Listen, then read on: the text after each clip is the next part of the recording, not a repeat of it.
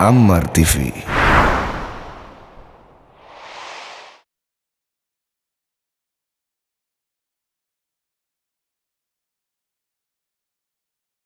A'udzubillahi minasyaitonirrajim. Bismillahirrahmanirrahim. Assalamualaikum warahmatullahi wabarakatuh. Alhamdulillahilladzi arsala rasulahu bil huda wa dinil haqq liyuzhirahu 'ala ad-dini kulli wa kafa billahi shahida. Wa ashhadu an la ilaha illallah wahdahu la syarika lah wa ashhadu anna Muhammadan abduhu wa rasuluh. Ya ayyuhalladzina amanu taqullaha haqqa tuqatih wa la tamutunna illa wa antum muslimun. Ya ayuhan nasu taqu rabbakumul ladzi khalaqakum min nafsin wahidah wa khalaqa minha zawjaha wa bassa minhum rijalan katsiran wa nisaa wattaqullaha alladzi tasaaluna bihi wal arham innallaha kana 'alaikum raqiba. Ya ayyuhalladzina amanu taqullaha wa qulu qawlan sadida yuslih lakum a'malakum wa yaghfir lakum dhunubakum wa may yuti'illaha wa rasulahu faqad faza fawzan 'azima. Amma ba'du fa inna ahsanul kalam kalamullah wa khairal huda huda Muhammadin sallallahu alaihi wasallam wa syarrul umuri muhdatsatuha wa kullu muhdatsatin bid'ah wa kullu bid'atin dhalalah wa kullu dhalalatin finnar. Ma'asyiral muslimin wal muslimat, sidang majlis yang Allah muliakan dunia dan akhirat, wabil khusus para staf TKM pembina Masjid An-Nur, para asatidz yang semoga Allah tambahkan ilmunya insyaallah. Sungguh merugi, ini merupakan kata-kata yang menjadi sebuah nasihat buat orang yang mengerti bahwa sesungguhnya manusia ini memang rugi. Siapa yang bilang? Allah yang menciptakan manusia dengan kesempurnaan. Laqad khalaqnal insana fi ahsani taqwim. Allah ciptakan manusia ahsan, terbaik. Hasan baik, ahsan ya terbaik. Padahal ada makhluk yang tercipta pun sama dengan manusia. Wa ma khalaqtul jinna wal insa illa liya'budun. Tidaklah aku ciptakan jin dan manusia kecuali untuk beribadah. Jin pun sama tercipta untuk beribadah. Cuma ahsanut taqwim linnas, milik manusia. Sama seperti orang tua kepada anak, anak kepada kedua orang tua. Kalau kita diangkat anak sama orang, ya dia orang tua kita. Tapi anak kandung itu berbeda. Letaknya di kalimat kama rabbayani shaghira. Itu milik anak yang merasakan robba abu wa ummu. Ya, ini proses pembesaran pendidikan dalam hidupnya dengannya. Sungguh merugi manusia. Wal 'asr innal insana lafi khusr illa alladziina amanu wa 'amilus shalihat wa tawassaw bil haqq wa tawassaw bis sabr. Allah yang mengatakan yang namanya manusia ini rugi manusia. Rugi manusia itu rugi. Diciptakan terbaik dari makhluk yang lain, cuma memiliki karakter lakanut, ingkar kepada Allah. Sifat manusia. Fa ammal insanu idza mabtalahu rabbuhu fa akramahu wa na'amahu fa yaqulu rabbi akraman. Wa ma idza mabtalahu fa qadara 'alaihi rizqahu fa yaqulu rabbi. Sifat manusia ya. Jadi kalau dia dikasih enak sama Allah, dia katakan Rabbi akraman. Allah tuh memuliakan saya gitu. Tapi kalau sudah mulai diuji dengan ujian yang dia tidak suka, dia katakan Rabbi ahanan. Allah tidak menyukai saya. Saya tekankan dari kemarin bahwa ini yang sering terjadi. Buruk sangka kita kepada Allah karena kebodohan kita tentang Allah. Maka yang kita rasakan adalah kekurangan dalam hidup. Wa dzalikum zannukum alladzi zanantum bi rabbikum ardakum fa asbahtum minal khasirin. Itulah prasangka buruk yang kau sangkakan ke Allah. Mengeluh saja, berkeluh kesah saja, hidupmu tak memiliki kemuliaan. Berkait dengan ini, makanya dalam Islam ini Allah kabarkan tentang masa perubahan manusia di waktu yang tepat. Pagi tadi kita bahas di Al-Ghuraba tentang doa menjelang usia 40. Falamma balagha asuddah wa balagha arba'ina. Allah sendiri mengatakan bahwa ketika manusia sempurna usianya, wa balagha arba'ina sanatan qala rabbi auzi'ni. Itu enggak waqala rabbi, enggak faqala rabbi, dikaitkan qala rabbi. Siapa yang mengatakan qala rabbi? Yang balagha asuddah wa balagha arba'ina sanatan tadi, orang yang sudah sempurna usianya, tidak dibatasi usia 40, cuma kalau ditanya ukurannya ya 40. Karena nanti banyak juga orang yang belum 40 dewasa, banyak. Ada juga yang lebih dari 40 nggak dewasa-dewasa pun ada gitu ya. Ya kurang lebih, makanya bahasanya ketika dia sudah sempurna usianya. Sebagian ulama menyimpulkan bahwa umur manusia itu puncaknya 40. Kalau sudah 40 siap turun. Udah mulai kekurangan itu. Ya. Mata kita udah bukan mata kita yang 10 tahun yang lalu, betul. Jantung kita sudah bukan jantung kita yang 10 tahun yang lalu. Gerak langkah kita pun sudah bukan gerak langkah kita yang 10 tahun yang lalu. Itu kalau kita yang merasakan. Kalau kita belum merasakan, ketahuilah kakakmu, saudaramu, orang tuamu ketika usia 40 tahun ke sana, dia bukan dia yang 10 tahun yang lalu.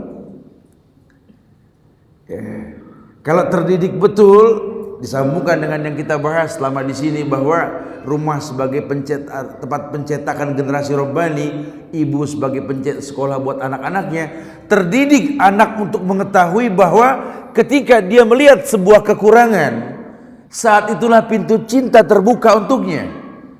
Karena orang yang berilmu, orang yang tahu sekali, ketika dia melihat sebuah kekurangan, cintanya timbul.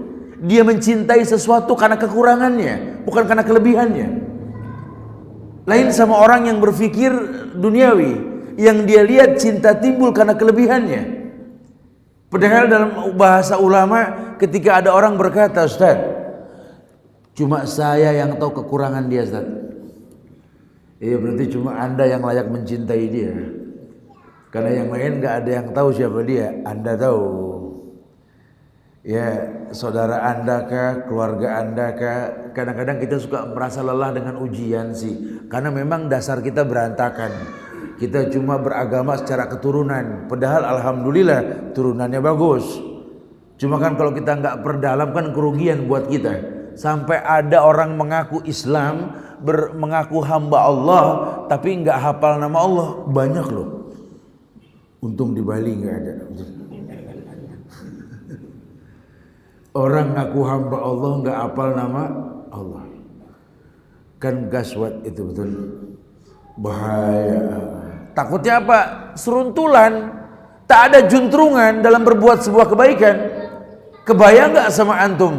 Orang mengaku hamba Allah, bertuhankan Allah, bernabikan Muhammad sallallahu alaihi wasallam, dia beranggapan hidayah menurutnya, bukan menurut Allah.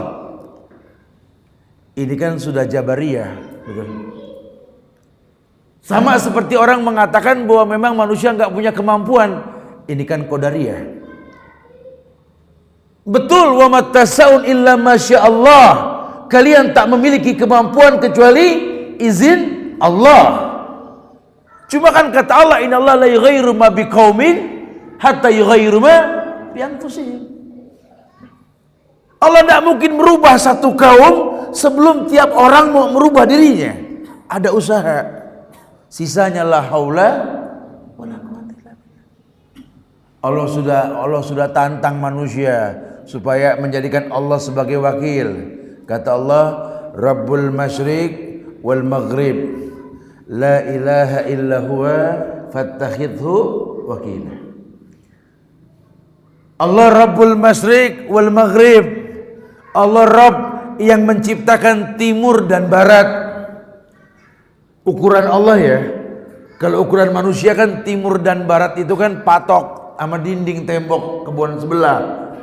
Timur, barat itu. Tapi kalau ukuran Allah itu Rabbul Masyriq, Allah menciptakan timur, tidak berujung. Allah ciptakan barat pun tak berujung. Sehingga ahlul ilmi menemukan teori tentang bulatnya bumi. Betul. Ini ada canda-canda, ini candanya Abu Nawas kan begitu tuh. Ketika dia tanya sama Harun Ar-Rasyid, kalau kau tak bisa menjawab pertanyaanku Abu Nawas, ku penggal kepalamu. Apa yang kau tanya wahai raja? Akan ku jawab semua yang kau tanya padaku. Di mana tengah-tengah bumi wahai Abu Nawas? Oh, itu mah masalah kecil. Di tempat raja berdiri, itu tengah-tengah bumi. Kamu sok tahu Abu Nawas? Ya, kalau nggak percaya ukur sendiri dah. Ya, itu kan kayak seperti logika canda ya. Abu Nawas itu memang suka jadi simbol-simbol canda ya. Wallahu a'lam bishawab, berkhilaf ulama tentang dia ini ya. Ya, Allah mengatakan Rabbul Masyriq wal Maghrib, la ilaha illa huwa fattakhidhu wakila. Agar manusia merasa kecil. Allah tantang manusia untuk lihat ciptaannya. Afala yanzuruna ilal ibli kaifa khuliqat. Suruh lihat tuh onta diciptakan biar manusia jangan sok-sok ngukur Allah gitu loh. Apalagi membentuk Tuhan dengan bentuk-bentuk tertentu, saudara. Yang namanya pencipta itu nggak mirip dengan yang diciptakan begitu kan? Laisa kamitslihi syai'. Allah bilang, pikirin dah ciptaanku, pikirin dah. Supaya nanti kamu bisa mengatakan Rabbana ma khalaqta hadza batilan subhanaka faqina adzabannar. Afala yanzuruna ilal ibli kaifa khuliqat. Apa kamu tidak melihat itu Allah ciptakan unta? Lihat tuh unta. Ya sudah ngelihat Ustaz. Iya kaji, lihat dong. Kalau lihat dong cuma simbol Arab doang unta. Unta itu binatang unik gitu. Saya merhatiin banget dah ini masalah unta ini. Ya.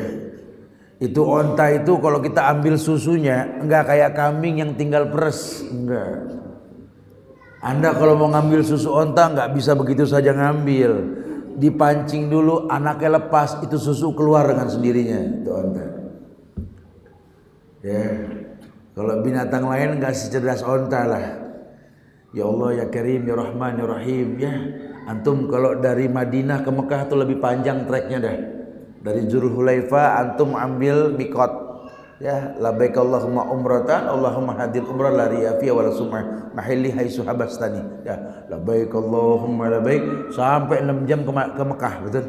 Lihat kiri kanan tuh gurun Sahara tuh. Rumput aja ogah numbuh, betul. Karena air memang tidak ada, tapi onta bisa hampir sebulan tidak minum. Dahsyat ya. Bahkan dalam sebuah riwayat Nabi pernah perintahkan sahabat untuk memotong ontanya. Kenapa? Karena sahabat kehausan. Dipotong onta dan ditemukan dalam badan onta itu cukup untuk memberikan satu pasukan minum. Ya, onta itu. Suruh lihat tuh onta, suruh lihat. Afala yanzuruna ilal ibli kaifa khuliqat wa ilas samai kaifa rufi'at. Lihat datu langit gimana ditinggiin. Arsitek mana juga nggak bakal mudeng ngelihat langit nggak pakai tiang. Kalau bintang diumpamakan bohlam nggak perlu kabel, nggak usah pakai kenop, malam digeser siang, siang digeser malam. Coba lihat, otomatis nggak pernah malam ngalahin siang, begitu pula siang nggak pernah ngeduluin malam. Betul? Teratur. Matahari pun sama. Lihat, coba. Wa ilas samai kaifa rufi'at Wa ilal jibali kaifa nusibat. Lihat itu gunung dikokohkan, lihat. Lihat ayat yang mengatakan kelak gunung bakal jadi haba'an manthura, debu yang berterbangan. Maka manusia yang sombong, yang yusair khaddahu linnas, membusungkan dada di hadapan manusia. Coba suruh ukur tuh gunung tingginya. Innaka lan tahrikal arda. Kamu tidak akan pernah bisa mengalahkan jauhnya bumi, tingginya gunung, tidak akan pernah bisa. Ini satu bukti bahwa Allah pengen manusia ini kecil di hadapan Allah, sehingga nanti dia tak tergolong orang yang menyia-nyiakan kesempatan yang betul-betul Allah inginkan. Dia mau mendirikan solat. Aqimis sholata lidzikri, dirikan solat untuk mengingatku. Ketika takbir dikumandangkan, Allahu Akbar, dia tahu Allah Akbar, ana shaghir. Allah yang maha besar, aku kecil. Ayat dibacakan, dipahami maknanya. Bismillahirrahmanirrahim. Alhamdulillahi rabbil alamin. Innal hamda, dikedepankan segala puji milik Allah, lillah. Rabbul alamin, Rabb yang menciptakan dunia ini. Kita disuruh kedepankan pujian. Kenapa? Karena kita punya Rabb Allah yang kadang kita nggak minta diberi. Betul. Antum kalau boleh jujur, dari pagi tadi ada gak habis subuh yang minta oksigen sama Allah? Allahumma a'tini oksigen ya Allah. Ada gak? Ya Allah berikan aku oksigen. Ada gak minta kita? Jujur enggak ya? Allah kasih, kita nggak minta. Kalau Allah stop 2 menit aja, mati kita. Betul. Atau antum cek dah tuh, kalau nggak percaya di apotek tabung berapa tuh oksigen tuh. Ada ahli matematik ngitung kebutuhan oksigen kita dalam 1 hari.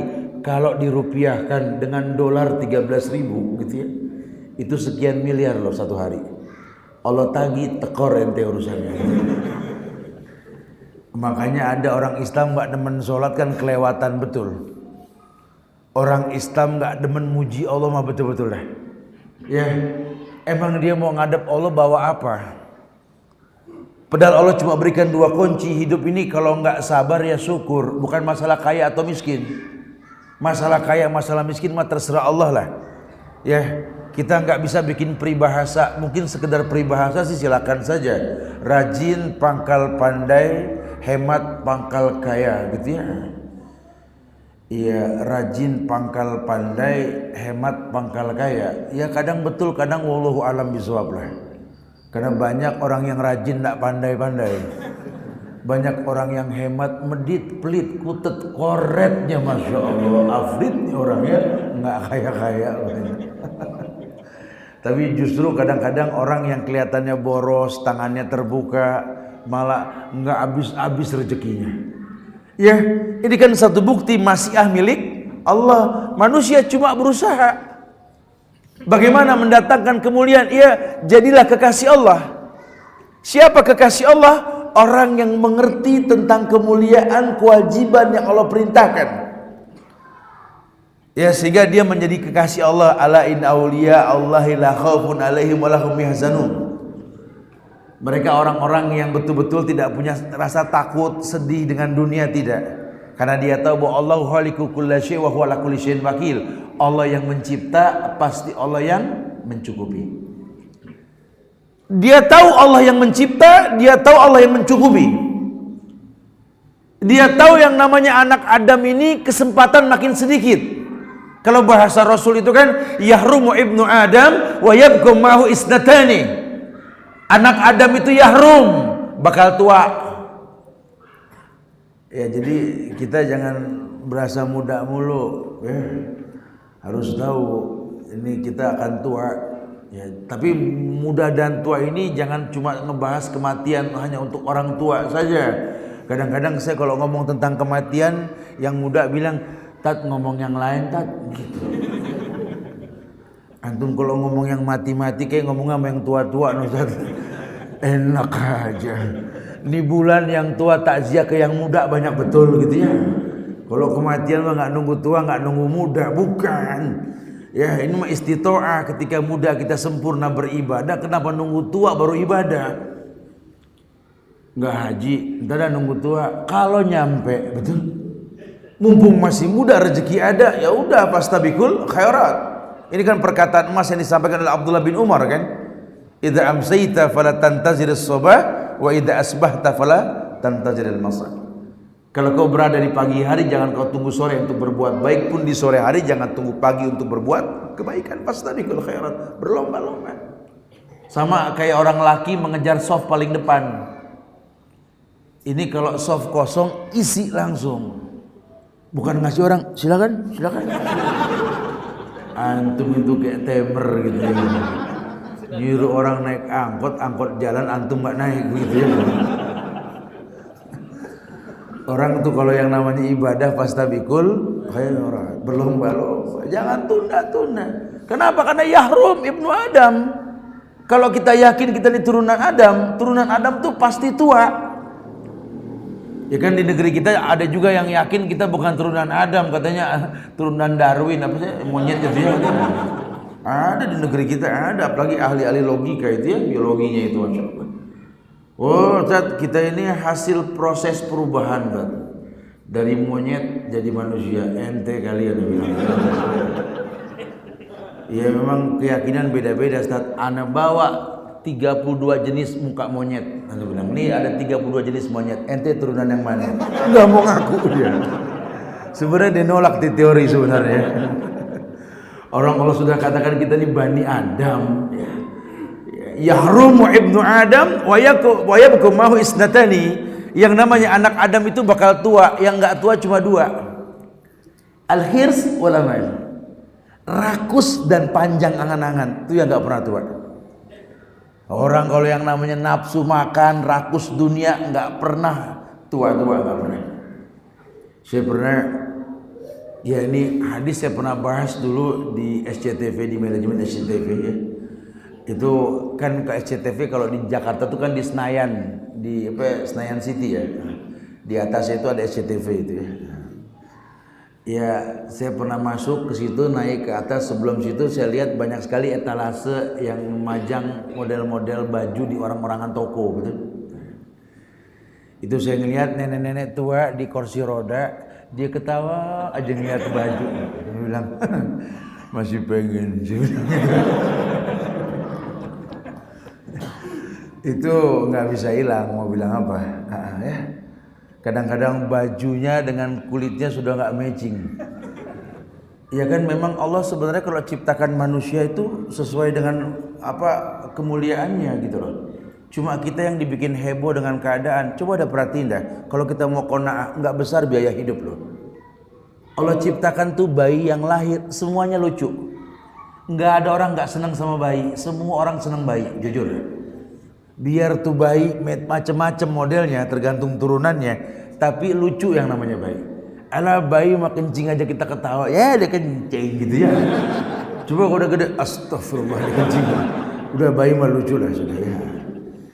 Ini yang namanya bayi, antum sekali-kali coba ngelihat kalau bayi tidur coba. Ya Allah, karena saya kan banyak anak-anak kecil di rumah, jadi ya Allah betul-betul sangat mengasihkan sekali ya. Ini generasi bangsa nggak tersentuh loh. Ya orang cuma menghayalkan kita bantu ini, kita balala teori ya.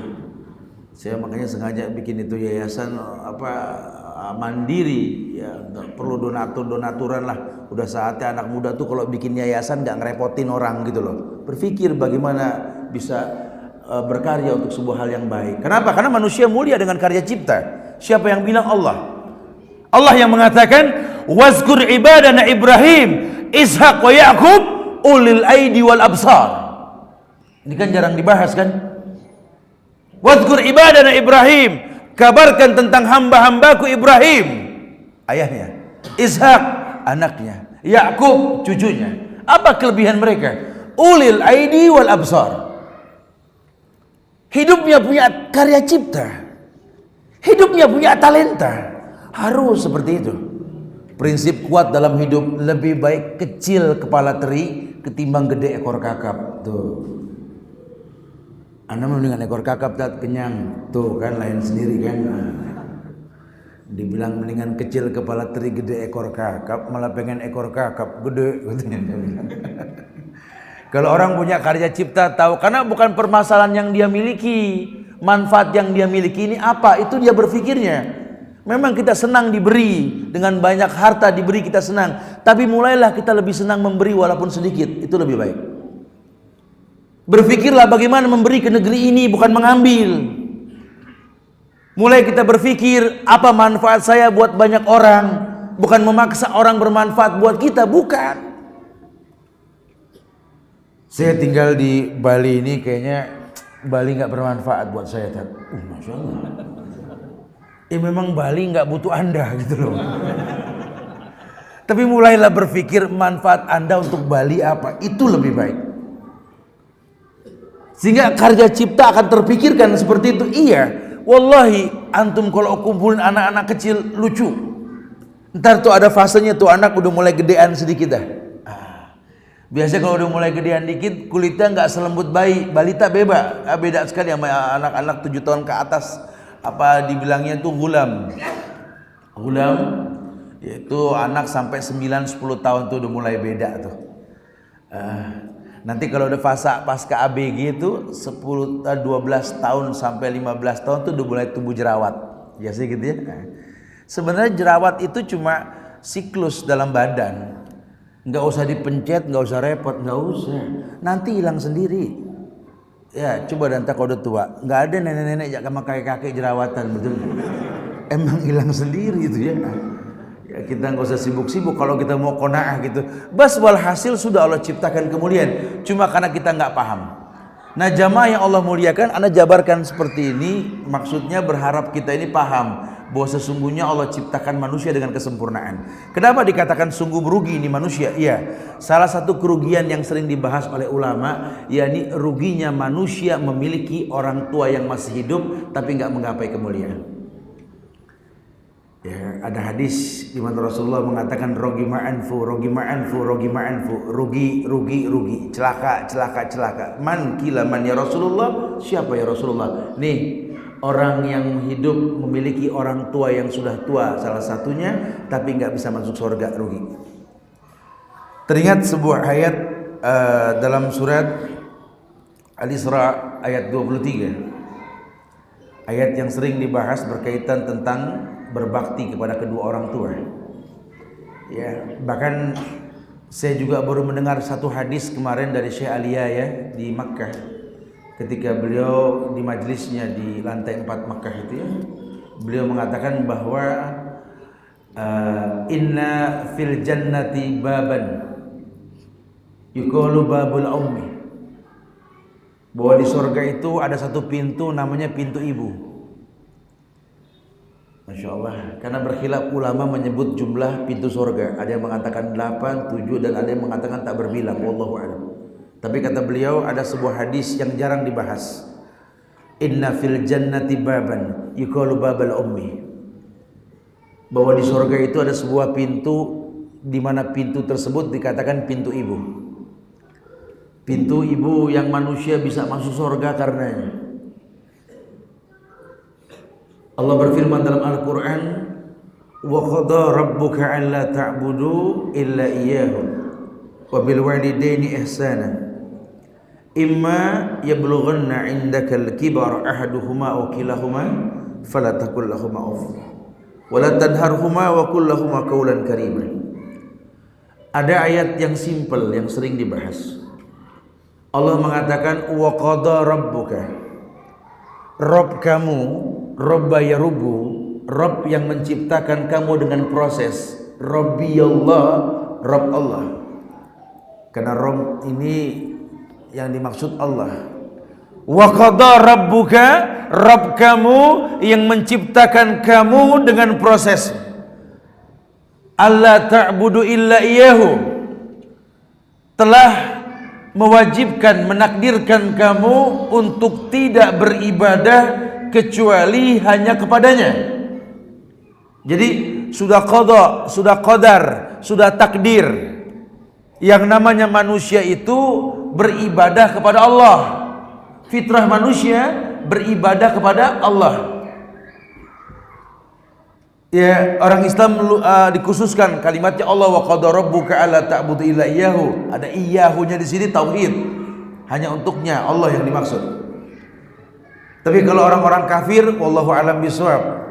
Kalau secara umum manusia, ya ayuhan nasu ubudu rabbakumul ladzi khalaqakum wal ladzina min qablikum la'allakum tattaqun. Hai manusia, sembah Rabb kalian yang telah menciptakan kalian. Ini kan ayat umum. Surat Al-Baqarah yang mengabarkan ini umum, ini ayat bahwa yang namanya manusia suruh menyembah Tuhannya. Berarti yang namanya manusia itu memiliki pencipta. Ya kalau manusia sudah yakin dia memiliki pencipta, baru kita giring dia untuk kenal Allah. Ya kayak dalam teknik dakwah, bagaimana dakwah ini bisa sukses. Tolong jangan sampai kita bahas furu'iyah ke orang yang belum kenal usul. Ya antum seenaknya, saya dapat broadcast dari teman tentang halal haram dan lain sebagainya. Antum broadcast ke orang yang belum kenal Islam, belum kenal Allah dengan benar, walaupun statusnya Islam, kabur. Kalimun nas bima ya'rifu alaihi, secara umum ajak ngomong manusia sebatas pemahamannya. Gimana sih mau ngomong masalah furu'iyah, lawang Allah saja dia belum kenal. Lawang kabar tentang neraka surga saja dia masih belum tahu. Dia belum tahu kalau manusia nanti bakal dibangkitkan di akhirat. Dia belum tahu. Antum sudah ngomong halal haram, enggak ngaruh. Ana alhamdulillah Ustaz, ana udah kajiannya udah masuk 2 tahun Tad. Cuman ujian ana kan di orang tua Tad. Orang tua ana tuh enggak demen banget Tad sama apa yang ana pahami ini Ustaz. Ana udah diem aja, dia ngomong diem aja Tad. Cuma kan lama-lama ana manusia Tad. Ada batasannya Tad. Terpaksa anak keluarin ilmu anak dasar.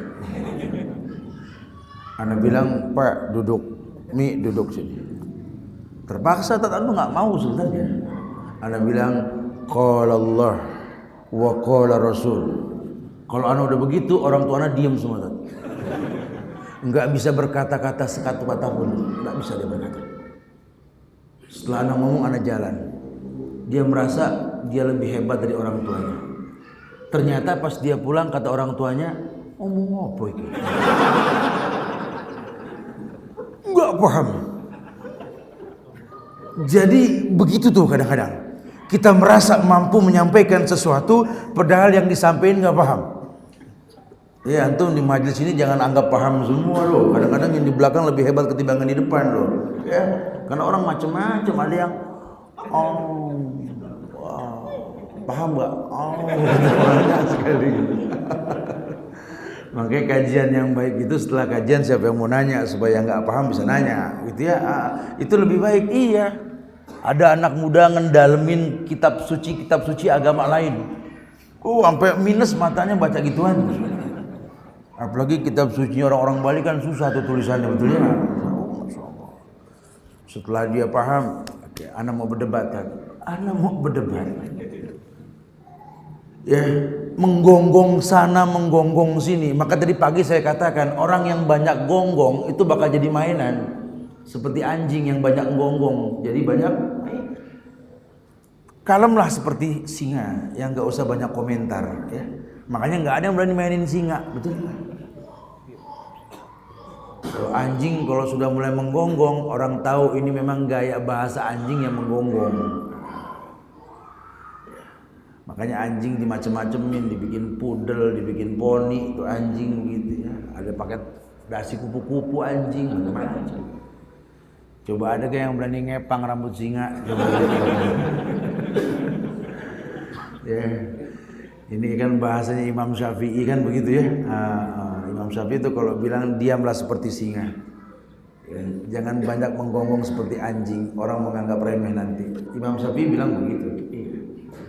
Ya, makanya kita harus paham di kemuliaan dia bahwa dalam diam itu merupakan sebuah emas. Kadang-kadang nggak bisa kita komentari semuanya. Nah, jamaah yang Allah muliakan, ayat ini mengabarkan pada kita sebuah takdir. Takdir yang kalau kita nggak jalani rugi kita. Wa qada rabbuka alla ta'budu illa iyyahu wa bil walidaini ihsana. Perhatikan secara bahasa, ini terjemahan. Nanti kita larikan ke tafsirnya. Allah yang mengatakan wa qada, sifatnya sudah lampau maudi. Telah Allah takdirkan, telah Allah perintahkan Rabb kamu yang dimaksud. Supaya kamu tahu bahwa kalimatnya Rabb bukan wa qada ilahaka, bukan wa qada ilahuka, wa qada rabbuka. Supaya kalian berpikir tentang rububiyahnya Allah. Allah telah takdirkan kamu, Allah telah ciptakan kamu. Ya, kamu itu proses hidup. Kamu itu hasil persilangan dua manusia. Yang kalau kamu sadar, orang tuamu itu sangat berharap punya kamu dulu. Entah mengapa sekarang orang tua kamu itu bilang, seandainya nih anak gak lahir dulu. Kok yang diharap malah gak diharap sekarang? Ini ada yang salah. Makanya ketika banyak orang menganggap bahwa orang tuanya itu nggak ada kelebihan yang dia rasakan dari orang tuanya, ini sebuah kesalahan.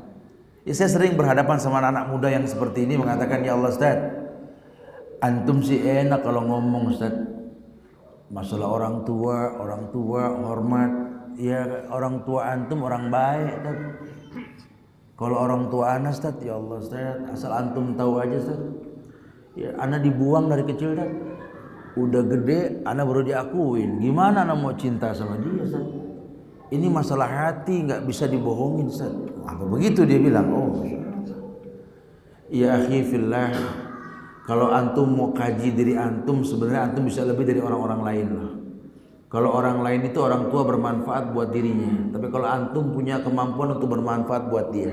Bukankah kata Rasul, khairun nas anfa'uhum linnas, sebaik-baik manusia itu yang paling bermanfaat buat manusia lainnya. Ya, bagaimana kamu bisa menjadi orang yang bermanfaat buat orang lain? Karena kalau sampai Allah titipkan kamu dalam rahim orang tuamu, pada benih dalam sperma ayahmu, itu nggak main-main. Dan Allah nggak ciptakan semua dengan kebatilan. Rabbana ma khalaqta hadza batilan. Nggak sia-sia Allah ciptakan semuanya. Mana kita tahu dari tulang sumsumnya Abi Jahal lahir seorang anak yang mengesahkan Allah. Mana kita tahu Khalid bin Walid yang tak pernah kalah perang ternyata itu hasil benih dari Walid bin Mughirah, musuh Rasulullah sallallahu alaihi wasallam. Siapa orang yang tahu ya kekejaman Hindun, istrinya Abu Sofyan, yang membantai sahabat-sahabat Rasul, khususnya pamannya, demi Allah, Allah jadikan dia penghuni surga. Mana kita tahu? Ini kesalahan kita kalau sudah berdakwah kita menjudge seakan-akan orang nggak boleh masuk surga kecuali kita. Itu yang salah. Padahal Yahudi saja boleh bertobat, orang-orang Nasrani boleh bertobat, orang-orang yang berbuat syirik pun boleh bertobat. Cuma teknik kita ini membuat mereka enggan bertobat. Itu yang sering terjadi. Ara'aital ladzi yanha abdan idza shalla. Ini umum, ini ayat. Tahukah kalian orang yang mencegah orang sholat? Orang hanya menerjemahkan masjid dikunci, dikasih portal, orang bisa ngelengkah, bisa jebol pintu. Tapi lebih ditekankan, ara'aital ladzi yanha abdan idza shalla. Tahukah kalian orang yang mencegah orang sholat, lebih kepada sabab orang enggan sholat karena dia. Antum kenapa enggak sholat? Kan masjid dekat itu. Ya susah lah Tat, ngomong Ustaz, lu nggak bisa begitu. Afdhalus sholatul mar'i fi baiti ilal maktubah. Ana tahu Tat hadis itu Tat. Sebaik-baik sholat orang laki itu di masjid, di rumah, kecuali yang wajib di masjid. Ana tahu Ustaz. Cuma gara-gara ada dia jadi malas Tat. Kadang kita menjadi penyebab orang malas sholat. Kita menjadi hakim buat orang lain, bukan pelengkap kekurangan orang lain. Itu yang terjadi. Ini sering terjadi karena kita nggak paham. Kita cuma mengaku hamba Allah, kita nggak mengenal Allah. Allah sudah katakan may yahdihi fala mudhillalah wa may yudlil fala hadiyalah wal huda lillah. Kalau Allah sudah berikan hidayah, tidak ada yang bisa menyesatkan. Pun sebaliknya, wa may yuhinillah fama lahu min mukrim. Kalau Allah sudah hinakan manusia, tidak ada yang bisa lagi memuliakan dia. Berarti kan masyiahnya Allah. Makanya Abul Anbiya Ibrahim alaihissalam, contoh yang terbaik yang bisa kita tiru beliau ini. Kalau beliau habis melakukan sebuah kebaikan kepada Allah, apa yang beliau katakan? Rabbana taqabbal minna. Tidak ada kesombongan. Rabbana taqabbal minna. Ya Allah, terimalah yang kuperbuat ini. Ya Allah, merendah dia. Wah, kalau kasus Ibrahim ada zaman sekarang, waduh, sombong banget. Ibrahim bikin Ka'bah loh. Ka'bah nggak main-main. Ka'bah yang dibikin, yang semua orang sekarang menghadap Ka'bah. Semua orang menghadap Ka'bah. Nggak ada kesombongan, dia mengatakan Rabbana taqabbal minna. Kerjaan dia ngancurin patung. Siapa pembuat patung yang nggak kenal dia? Tapi tetap mengatakan, dia meminta wajdubni wa baniya na'budal asnam. Jauhkan diriku dan anak-anakku dari menyembah patung. Padahal kerjaannya ngancurin patung. Itu Ibrahim.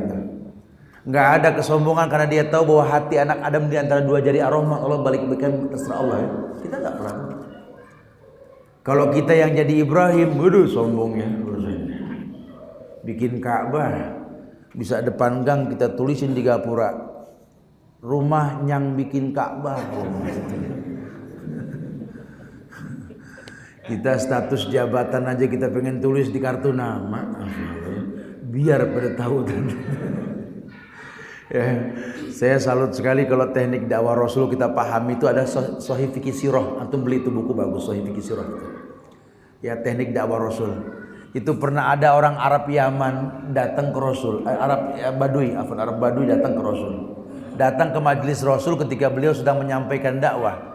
Ini Arab Badui ini tanya langsung kepada orang yang hadir, "Waina Muhammad? Waina Muhammad? Waina Muhammad? Mana Muhammad?" Apa yang kita simpulkan? Muhammad saru sama jamaahnya, betul? Kalau kita mah mentereng sekarang. No, yang pakai sorban no. Yang udang-udangnya tinggi no. Soalnya saya sering sekali berdakwah ke masyarakat yang awam. Beberapa tahun yang lalu, saat awal-awal saya masih di KPK, itu Pak Abdullah Hemahua, ya, beliau bilang sama saya, kemungkinan saya ini mau pensiun. Ustaz, saya bakal tinggal di daerah Depok. Kalau bisa bantulah dakwah, Ustaz. Antum lebih berhak lah, Ustaz. Bilang ke dia begitu. Antum bantu kami lah, insyaallah. Ya karena diminta tolongin saya, insyaallah lah. Wallahu alam, diaturlah sebuah acara di kampung tersebut yang masih berbuat bid'ah. Jadi tiap malam Jumat kumpul mereka tuh acara macam-macam lah ya. Ustaz, antum diundang untuk mendatangi acara kegiatan bulanan di kampung tersebut di daerah Depok lah, saya nggak bahas lah tempatnya lah. Hayar insyaallah. Cuma ya begitu Ustaz, orangnya agak anti pemahaman ini Ahlus Sunnah wal Jamaah, walaupun mereka mengaku Ahlus Sunnah. Kalau semacam muskilah sudah. Anak datang ke sana pakai motor sampai di parkiran, anak lihat penuh amat memang, tuh masjid penuh. Enggak lama ada anak muda ngelihat begini, bawa ketimpring. Ustadz datang, shollu ala nabi. Orang. Ana nengok ke belakang langsung ada ikhwan kan yang dia bilang urusannya tahjir nih. Siapa yang tahu bakal disambut sama ketimpring, betul? Allah, maju kena, mundur kena, ini serba salah. Alah, maju terus. Maju anak. Ya sudahlah, anak maju ke dalam, ya pada salaman apa gitu, anak masuk ke dalam. Anak langsung kelihatan tuh yang anak bahas nih. Oh, no pasti Pak Kiai no. Karena kelihatan dari jogrokannya sudah kelihatan, stylenya tuh style Kiai itu udah kelihatan ya. Mata agak redup, kacamata turun gitu. Kiai itu. Saya samperin, assalamualaikum. Waalaikumsalam. Alang Kiai ngomong lagi kelas. Kemudian saya sholat tahiyatul masjid. Karena kita nggak boleh masuk masjid kecuali tahiyatul masjid dulu. Selesai sholat, saya duduk samping Pak Kiai. Itu Pak Kiai ngeliatin saya loh. Atas, bawah, atas. Saya ketawa, kenapa Pak Kiai? Wahabi.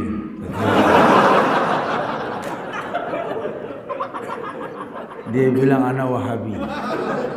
Ana langsung senggol, sok tahu ente. Ana Subhan Wahabi. Ente Wahabi. Sok tahu, ana tahu ente Wahabi dari mana? Ya, karena memang bahasa Betawi, bahasa saya kenal sekali bahasa orang begini. Bas sudahlah, dengan pandangan dia yang seperti itu, tidak lama pembawa acara bilang, Ustadz silakan naik. Kita bicara di atas mimbar. Kalau di Jakarta itu kalau kajian tengah malam, setengah 10 sampai jam setengah 12 kadang-kadang. Jadi malam sekali kegiatan itu. Sudah saya ceramah. Sejam lebih saya ceramah, selesai ceramah saya turun. Saya duduk lagi samping Pak Kiai kan. Dia liatin lagi saya. Dia ketawa. Wah, kayak ada perubahan ya, saya bilang. Terus dia bilang, kalau Wahabi begini oke dah. Wahabinya gak hilang. Dari situ saya dapat pelajaran, terserahlah orang mau bilang saya apa gitu, tapi diterima paling gak begitulah gitu. Karena memang Islam bukan lakop. Islam bukan firqah. Islam ya agama. Inna dina indallahil Islam. Tolak ukurnya tuh Allah, bukan manusia. Bukan apa kata guru kita membuat sebuah buku mencatat nama-nama ustadz-ustadz untuk ditahjir ini itu. Wallahi wahjurhum hajran jamila. Kalau tadi alai diteruskan kan, Rabbul Masyriq wal Maghrib la ilaha illa huwa fattahitu wakila wahjurhum hajran jamila. Kalau memang perlu mentahjir dengan bahasa yang baik, alasan yang kuat. Bukan kila wa qala.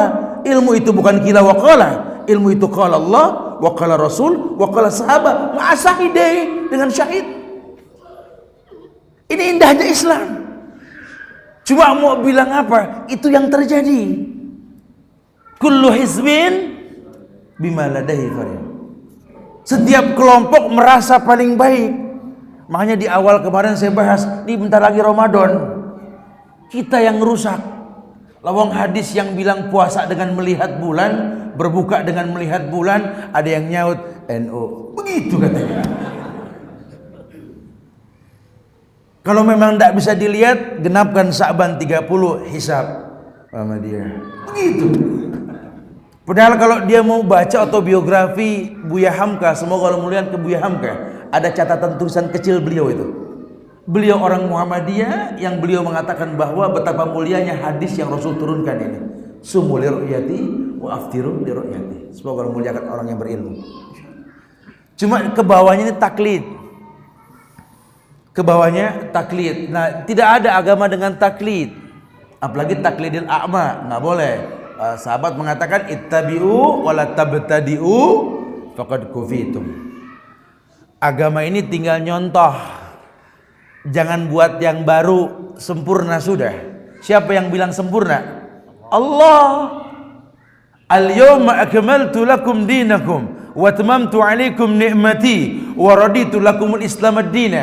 Ketika ayat ini turun, Futuh Mekah, Haji Wada, beberapa waktu Nabi wafat setelah itu. Sebagian mengatakan ini ayat-ayat terakhir di hayat Rasul. Sebagian lagi mengatakan yakni idza ja'a nasrullahi wal fath, ini ayat-ayat terakhir. Allahu a'lam bishawab. Tapi itu memang dekat waktunya. Iya, Futuh Mekah. Beliau berpidato di hadapan masyarakat mengatakan taraktu fikum mislal bayda lailukum kanaharikum. Kutinggalkan kalian putih bak cangkang telur yang malamnya lebih terang daripada siangnya. Bayanatil hukum, hukum telah dijabarkan.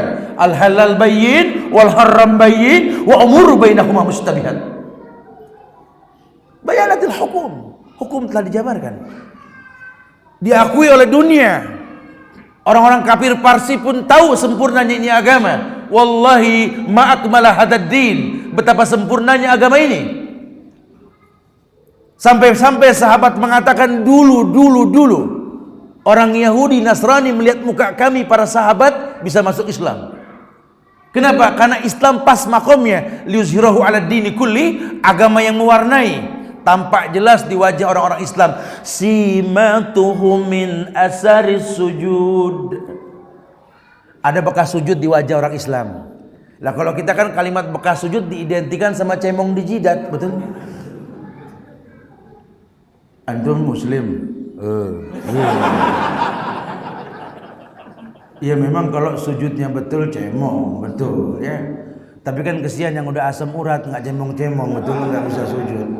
Kadang nggak kesana juga arahannya. Lebih simatu min asari sujud, lebih baik ketimbang sebelum ibadah, itu lebih tepat. Karena orang-orang Syiah juga cemong, ditekan sama batu Karbala, betul? Nah, kesana. Islam lebih ke aplikasi. Bu'istu li utammima makarimal akhlak. Karena puncak aku diutus untuk menyempurnakan akhlak manusia, dan ibadah itu alat bantu untuk menyempurnakan akhlak. Sehingga kalau antum perhatikan, semua ibadah yang Allah perintahkan akan menjadi sabab datangnya kebaikan yang akan datang. Antum bicara syahadat, salat, zakat, puasa, haji, wallahi Islam itu memiliki bekas. Maka ketika orang mengatakan asyhadu an la ilaha illallah wa asyhadu anna muhammadar rasulullah, dia bersaksi la ma'budu bihaqqin illallah wa anna muhammad abduhu wa rasuluh. Dia bersaksi tidak ada yang berhak diibadahi dengan benar kecuali Allah dan Nabi Muhammad hamba dan rasulnya. La ikraha fid din, ya, tidak ada paksaan dalam beragama. Dia bersyahadat. Fa inna dima'ahum wa amwalahum wa a'radahum haramun alaikum illa bihaqqil Islam. Ini orang sudah bersyahadat, maka demi Allah tidak boleh dibunuh. Ini orang sudah bersyahadat, tidak boleh dijarah hartanya. Ini orang sudah bersyahadat, tidak boleh dighibah. Bahkan dalam sebuah riwayat bahwa terbunuhnya satu orang Islam lebih Allah cintai hancurnya dunia ini. Maka aneh saja kalau ada kelompok-kelompok Islam mengatasnamakan Islam, menghalalkan darah orang Islam lainnya. Sungguh merugi. Menggalang massa untuk membenci pemerintah.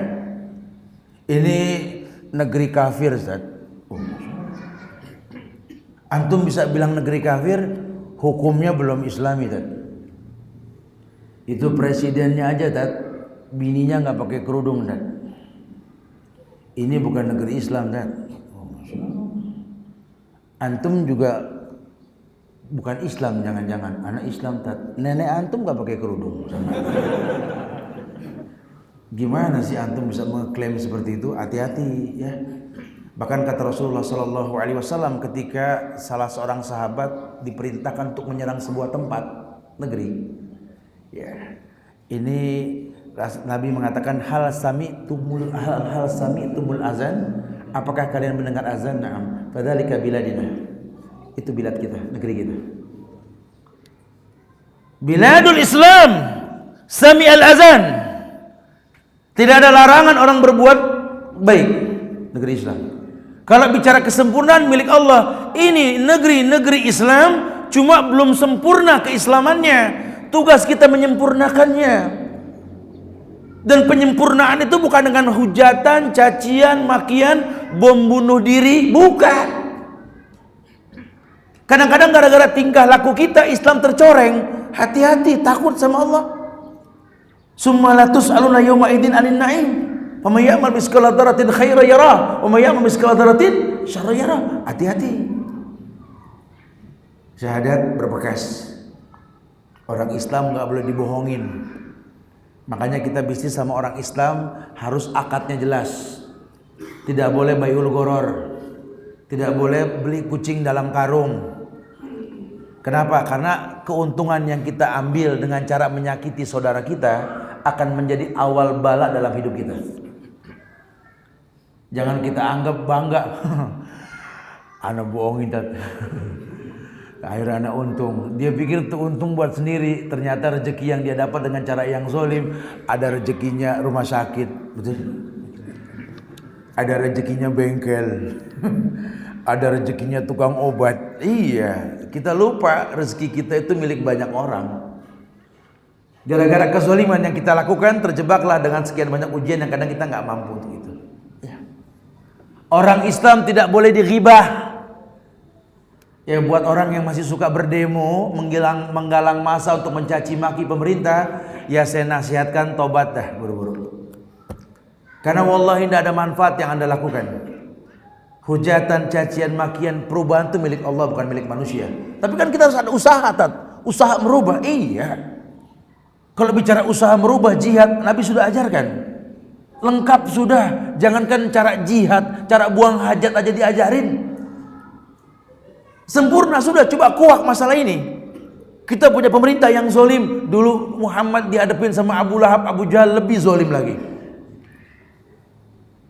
Kezoliman pemimpin-pemimpin kafir dunia, Mukaukis,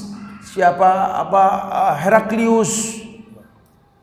Ya, banyak sekali pemimpin-pemimpin kafir saat itu yang Muhammad jadi kekeran dunia loh. Lihatlah Umar ibn Khattab, orang yang pernah pegang 3/4 dunia. 3/4 dunia, kebayang gak sama antum tuh? Dunia bulat, cuma sepertiganya doang yang gak di tangan Umar. Apa karena Umar itu giant? Karena kan orang suka image kalau udah Umar raksasa gitu kan. Giant, bertubuh tinggi besar, galak dan lain sebagainya. Lah, coba siar alam An-Nubal buka tentang Umar juga. Lelaki bertubuh tinggi, kurus karena banyak puasa, kulit pucat karena banyak tahajud, mata sayu karena jarang tidur di malam hari. Umar. Ya. Tapi kalau Umar sudah mengatakan Allahu Akbar dalam sebuah riwayat, musuh di balik 10 gunung itu mendengar takbirnya Umar. Karena kalau Umar sudah melangkah, diakui oleh ulama dan sahabat mengakui, kalau Umar sudah melangkah 100 langkah sebelum tujuan, iblis kabur. Umar. Ya lain lah sama kita lah. Tiap langkah bareng setan. 1000 niat dalam otak, padahal pengen ke masjid. Ya, bolehlah kita contoh mereka, bolehlah ya. Keberanian Umar boleh, rasa malunya Utsman bin Affan itu boleh tuh. Ya, apa yang terkenal dalam Syiar Alam An-Nubal Imam Az-Zahabi, karomahnya Utsman bin Affan. Saya juga nggak mudeng, cuman Sohi mau bilang apa, harus yakin kita. Utsman tuh sahabat yang paling pemalu gitu. Sehingga dia nggak berani datang ke rumah Rasul kalau Rasul lagi sama istrinya, nggak berani. Saking rasa malunya Utsman tinggi sekali, Utsman itu pernah menghatamkan Quran 1 rakaat. Ini saya nggak mudeng sampai sekarang, tapi itu sahih. Atau bisa buka Syiar Alam An-Nubal Imam Az-Zahabi itu ada. Ya, kalau buat kita don't try it at home lah ya. Nggak akan pernah bisa lah sudah. Jangan dicoba. Anak sampai bengkak mata antum kenapa? Lagi nyamain Utsman, jangan. Nanti ada pengajaran-pengajaran kita untuk menghatamkan sebulan sekali, seminggu sekali, paling cepat 3 hari. 3 hari sekali itu ya. Imam Syafi'i itu ketika beliau ditanya tentang dalil mengenai ayat surat An-Nisa ayat 115. Wa may yushakkiki rasula min ba'di ma tabayyana lahul huda wa yattabi' ghayra sabilil mu'minin nuwallihi ma tawalla wa nuslihi jahannam wa sa'at masira. Untuk menemukan satu dalil ini Imam Syafi'i ini minta waktu 3 hari aku berdiam diri di rumah dan 3 hari itu aku hatamkan Quran sampai aku menemukan ini dalil. Nah, itu ada dalil yang seperti itu. Cuma lagi-lagi jangan sudah. Karena memang kebaikan Quran itu dengan tartil, rotilil Qur'ana tartila. Walhasil mungkin yang kita simpulkan mereka orang yang punya rasa malu sama Allah. Kenapa kau lakukan ini wahai Utsman? Aku malu memberikan sedikit kepada Allah. Jadi rasa malunya tinggi sekali. Ya karena dia tahu sekali kesempatan berbuat baik di atas dunia ini kan singkat. Nabinya saja mengatakan bahwa hidup ini seperti batang pohon di mana daunnya rindang. Bahwa karra'in yar'a haulal hima. Karra'in yar'a roha tahta zilali sajarah. Seperti seorang pengembara itu yang duduk numpang tidur di bawah pohon, kata Rasul. Nabi itu. Makanya ketika Umar bin Khattab melihat Rasul tidur di atas pelepah korma, kemudian Nabi berbalik badan Umar ngelihat ada bekas lidi daun korma di badan Rasul, nangis Umar, nangis. Ya, antum jangan takut untuk menangis, takut kepada Allah. Silakan, Umar pun menangis, boleh. Umar melihat di badan Rasul itu ada bekas lidi, nangis Umar. Apa yang membuat Umar menangis? Sehingga tetesan air matanya jatuh ke badan Rasul. Rasul pun bangun. Ma bakaita ya Umar. Apa yang membuat engkau menangis wahai Umar? Apa kata Umar? Wallahi ya Rasulullah, kau manusia yang pernah Allah ciptakan paling sempurna di atas muka bumi ini. Kau kekasih Allah. Tinggal kau minta tempat yang layak untuk tidur. Kenapa tak kau minta wahai Rasulullah? Senyumlah Rasulullah mengatakan pada Umar, mali wa mali dunia ya Umar. Apa diriku dibanding dunia ini Umar? Masali wa masali dunia karraha tahta silal sajarah. Hidupku dibanding dunia ini seperti orang yang numpang istirahat di bawah pohon. Lihat tuh, selesai istirahat dia tinggalkan tuh pohon, dunia ya pohon itu. Demi Allah wahai Umar, dalam mimpiku tadi aku melihat istana yang terbuat dari emas. Aku melihat ada seorang wanita yang sedang berwudu di depannya. Aku bertanya kepada Jibril, siapa dia? Jibril mengatakan, itulah Rumaisah binti Milhan, Ummu Anas bin Malik. Orang yang masih hidup, wujudnya sudah ada di sorga.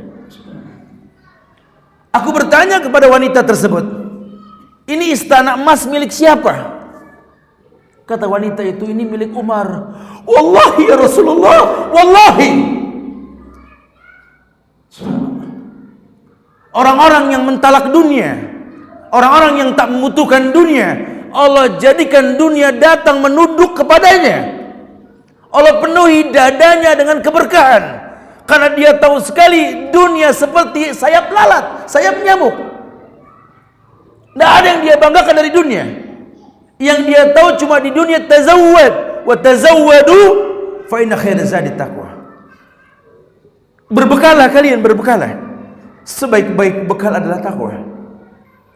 Maka bukan mencari kesalahan orang lain, bukan. Apalagi sampai urusan sama orang tua. Wa qadara rabbuka alla ta'budu illa iyyahu wa bil walidaini ihsana. Wa bil walidaini ihsana. Allah yang mengatakan ihsanan. Bukan sekedar hasad, ihsan. Ihsan antum tahu kan? An ta'budallaha ka'annaka tara fa in lam takun tara walakin Allah yarak. Kau beribadah kepada Allah seakan-akan kau melihat Allah. Kalaupun kau tak melihat Allah, kau yakin Allah melihat dirimu. Anta muhsin ya akhi. Allah ta'budu illa iyyahu wa bil walidaini ihsana. Kepada kedua orang tua berbuat ihsan kamu nak. Ayat lain menjabarkan ayat ini. Wahfid lahuma janaha dhulli minar rahmah wa qur rabbirhamhuma kama rabbayani shaghira. Merendahlah kamu, merendah di hadapan orang tua. Merendahlah kamu bak piik burung di hadapan induknya. Sekali-kali lihatlah piik burung di hadapan induknya, lihat. Terbang sudah bisa, cari makan pun sudah mampu. Kalau ketemu induknya tetap kolokan. Tetap bahwa dia anak untuk orang tuanya. Merendah dia. Enggak ada perubahan gaya dan suara kalau depan orang tua. Kita boleh sedikit belagu lah, ya hanu lah Rasulullah bilang gitu ya. Depan anak buah kita tuh, kenapa? Ada apa? Harusnya begini ya, dibikin-bikin lah suara gitu ya. Tapi sama orang tua jangan. Kita sama orang tua asik. Gimana Pak saya? Gak usah. Kenapa Pak? Ada apa Pak? Gak usah. Orang tua enak sama kita urusan gitu. Wabil walidaini ihsan, berbuat ihsan, berbuat baik. Ada tidak ada orang tuamu, berbuat baik. Ada seorang pemuda datang ke Rasulullah, ya Rasulullah, izinkan aku berzina. Ajib. Anak muda datang ke Rasul, izin mau zina. Ini sahabat minta izin potong kepala nih anak. Dia datang ke Rasul pengen zina. Nabi sih tenang sekali, kata Rasul, "Salaita ya akhi." Udah sholat belum? Lama salli. Sholat lah. Pantas belum sholat. Dia pengen zina mah wajar gitu ya. Habis sholat dia datang lagi ke Rasul. Aku sudah sholat ya Rasulullah. izinkan aku berzina. Astagfirullah. Ya. Jawab Rasul apa? Ketika sahabat nggak sabar ngadepin ini orang, apa kata Rasul? Begini. Bagaimana menurutmu kalau kakek nenekmu berzina? Ya malulah sebagai cucu. Bagaimana menurutmu kalau ayah ibumu berzina? Malulah sebagai anak. Kelak anak cucumu pun malu kalau kau berzina. Jadi dihantam hatinya. Kamu nih manusia, kematian kamu itu nggak menghentikan 7 turunan kamu. Babat bibit bebet bobot tuh penting sekali. Sejarah itu dibuat dari dirimu sendiri. Ketika engkau mengetahui bahwa memang inilah nabda, seorang anak bukan mengatakan ini bapak saya, inilah saya gitu loh. Innal fata mayakulu ha'adada walaysal fata mayakulu kan abi, ada pepatah bahasa Arab begitu kan? Bahwa seorang pemuda itu yang berkata inilah saya, bukan inilah bapak saya, bukan. Pemuda itu berani mengatakan ha'anada, inilah saya. Makanya saya sampaikan kemarin ketika Asma binti Abu Bakar mau dipeluk sama Abdullah bin Zubair bin Awam, karena kan Asma buta di hari tuanya kan, jepit sudah pasukan Abdullah bin Zubair bin Awam, ini mau dibunuh sama panglima yang munafik itu Al-Hajjaj As-Saqafi itu. Dia datang ke ke ibunya Asma binti Abu Bakar minta dipeluk, dan dipeluk ternyata baju besi dikenakan. Asma marah. Inikah cucu dari Abu Bakar As-Siddiq kekasih Rasul? Inikah anak dari Zubair bin Awam si penunggang kuda Rasul? Inikah anak dari Asma binti Abu Bakar, wanita bergelar 2 ikat pinggang, ingin menghadapi musuh, syahid menantimu menggunakan pelindung? Buka bajumu nak, buka bajumu nak, hadapi musuh. Biarkan pedang si munafik itu menggores kulitmu nak, biarkan darah bercucuran wangi sebagai bukti syahidmu nak, buka bajumu. Jadi mereka orang yang la khaufun alaihim wa lahum yahzanun.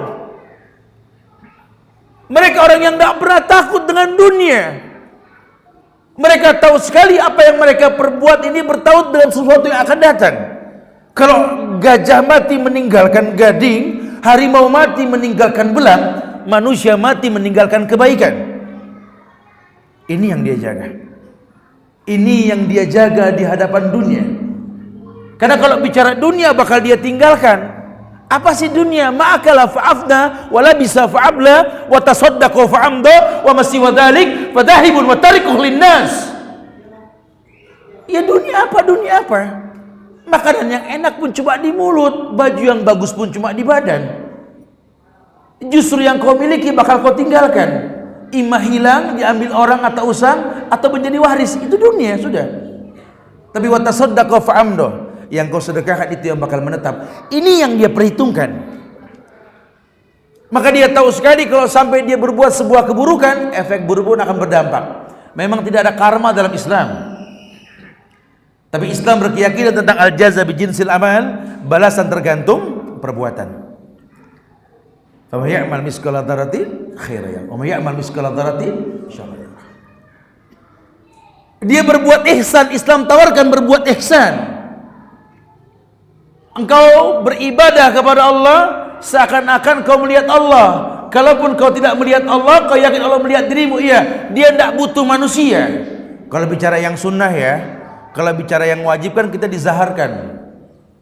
Ya nggak boleh yang wajib kita ngumpet-ngumpet tuh nggak boleh, transparan. Antum mau ngeluarin zakat ya bilang ini zakat mal ana. Katakan. Ini antum pegang dah. Apa ini? Udah pegang aja. Nggak bisa begitu. Ngomong apa? Zakat. Katakan zakat. Nanti orang salah sangka karena itu wajib hukumnya. Antum sholat 5 waktu ya zaharkan. Mau kemana? Sholat zuhur. Gak usah pakai mau kemana? Ada deh. Ada deh. Abang ngumpet, masya Allah ya. Sampai kita puasa kan wajib. Nanti kalau ada orang yang mengajak kita berbuat yang enggak bikin kita emosi, suruh katakan apa? Afwan, ana imrun shaim ya akhi. Maaf, ana puasa. Suruh bilang ana puasa, jangan ladenin. Tapi ngreget ngomongnya. Ini imrun shaim ya akhi. Ana puasa. Jangan ana puasa. Jangan injak antum sama orang akhirnya. Ya orang Islam itu harus greget, yang namanya rukun itu adalah sesuatu yang perlu dibanggakan ya. Haji juga begitu. Antum zaharkan memang tidak ada walimatus safar, tapi wasiatus safar kan ada. Ya antum kumpulkan orang-orang, anak-anak antum, kumpulkan semua keluarga, kumpulin. Ya anak, istri, cucu, atau kalau sama istri jalan berdua ya anak, cucu, ya sepupu kita kumpulin. Kita ngomong dah sedikit dah, ya Allah, assalamualaikum, waalaikumsalam. Abah sama mamah nih insyaallah mau haji, perjalanan panjang yang wallahu alam, balik apa enggak tahu, terserah Allah. Kalau balik kita kumpul lagi, enggak balik ya minta maaf, karena mungkin pernah jadi orang tua yang enggak pandai dalam mendidik kalian. Maklumin orang tua kalian ini manusia, tempatnya salah dan dosa. Kalau ada hutang piutang dalam masalah hidup kami, insya Allah tolong dibayarkan. Tuh di atas lemari sudah saya titipin 2 tas. Itu tas yang pertama isinya itu ya berkas-berkas lah, hutang piutang. Kalau nanti saya nggak ada umur, tolong buka tuh tas, lihat utang apa aja lihat. Nah di tas yang kedua inilah solusinya. Apa Pak? Utang juga. Allah ya, benar-benar kalau gini. Enggak, maksudnya sih wasiat. Mau utang mau nggak utang wasiat lah ya, wasiat. Ya, kita harus jujur ya, bantu doa anak yang soleh ini, masya Allah ya. Karena biar bagaimana kan orang tua pernah mendoakan kita ketika kita belum pernah mendoakan dia, betul? Saya tuh ini sih berbagi aja lah ya. Karena memang aktivitas saya pakai motor, kadang-kadang saya Jakarta, Bandung, Purwakarta, saya sengaja pakai motor, sengaja. Saya tuh bisa berhenti di mana aja, berhenti di supir-supir truk di daerah Rawang apa gitu, Kosambi, di Purwakartanya saya berhenti. Cuma pengen tahu dunia mereka gitu. Di situ saya bisa mengambil hikmah bahwa ternyata memang ya kalau sampai anak itu membenci orang tuanya salah. Ya ini orang-orang yang kasar-kasar nih, supir-supir truk gede itu kalau ngomong, aduh, jangan sampai ada anak kayak kita dah, mudah-mudahan ada kata-kata seperti itu. Saya bilang sama anak-anak yang nggak suka sama orang tuanya, saya bilang tobatlah kamu nak. Jangan kamu remehkan orang tuamu nak. Ya habis gimana Ustaz? Orang tua saya gini. Udah. Salahnya orang tua, benernya anak. Terima itu. Karena Allah ciptakan kamu ke dia nggak main-main. Orang tua juga ngeluh begitu. Apalagi kami Ustaz, ya Allah Ustaz. Perasaan buruk kemarin bawa nih anak di perut Ustaz. Ya Allah, lahir dengan susah payah, taruhan nyawa.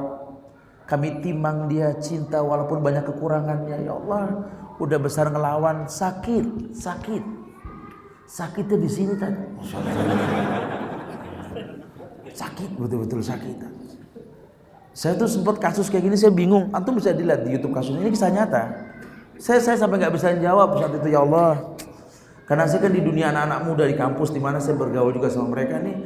Apa yang saya harus ucapkan ini? Kalau saya bela anak, orang tua nggak ridho. Kalau saya bela orang tua, anak nggak ada yang mau ngaji, masya Allah. Sampai sekarang saya buka pesantren para manula tuh di Bogor, karena memang dari 100 teman saya 70-nya itu orang tua di Jakarta. Saya sering dialog sama mereka.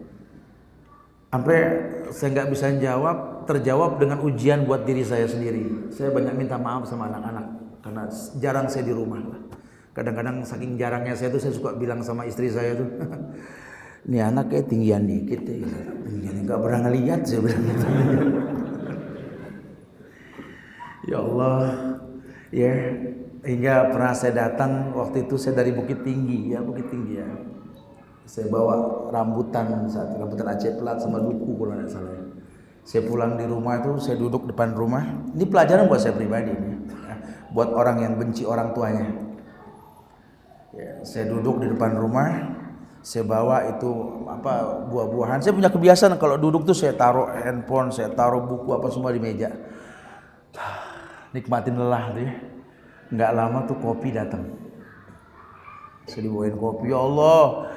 Kelihatan tuh bulan walaupun masih asar ada kopi, masya Allah. Tahu aja saya bilang. Enggak lama anak saya yang kecil datang tuh, sekarang sudah agak gede itu anak. Ya. Kecil, abuya. Ya Allah. Ta'al ya bani ya datang. Saya bilang kemana. Kita pangku ya Allah, enaknya pulang kerja ketemu anak tuh masya Allah.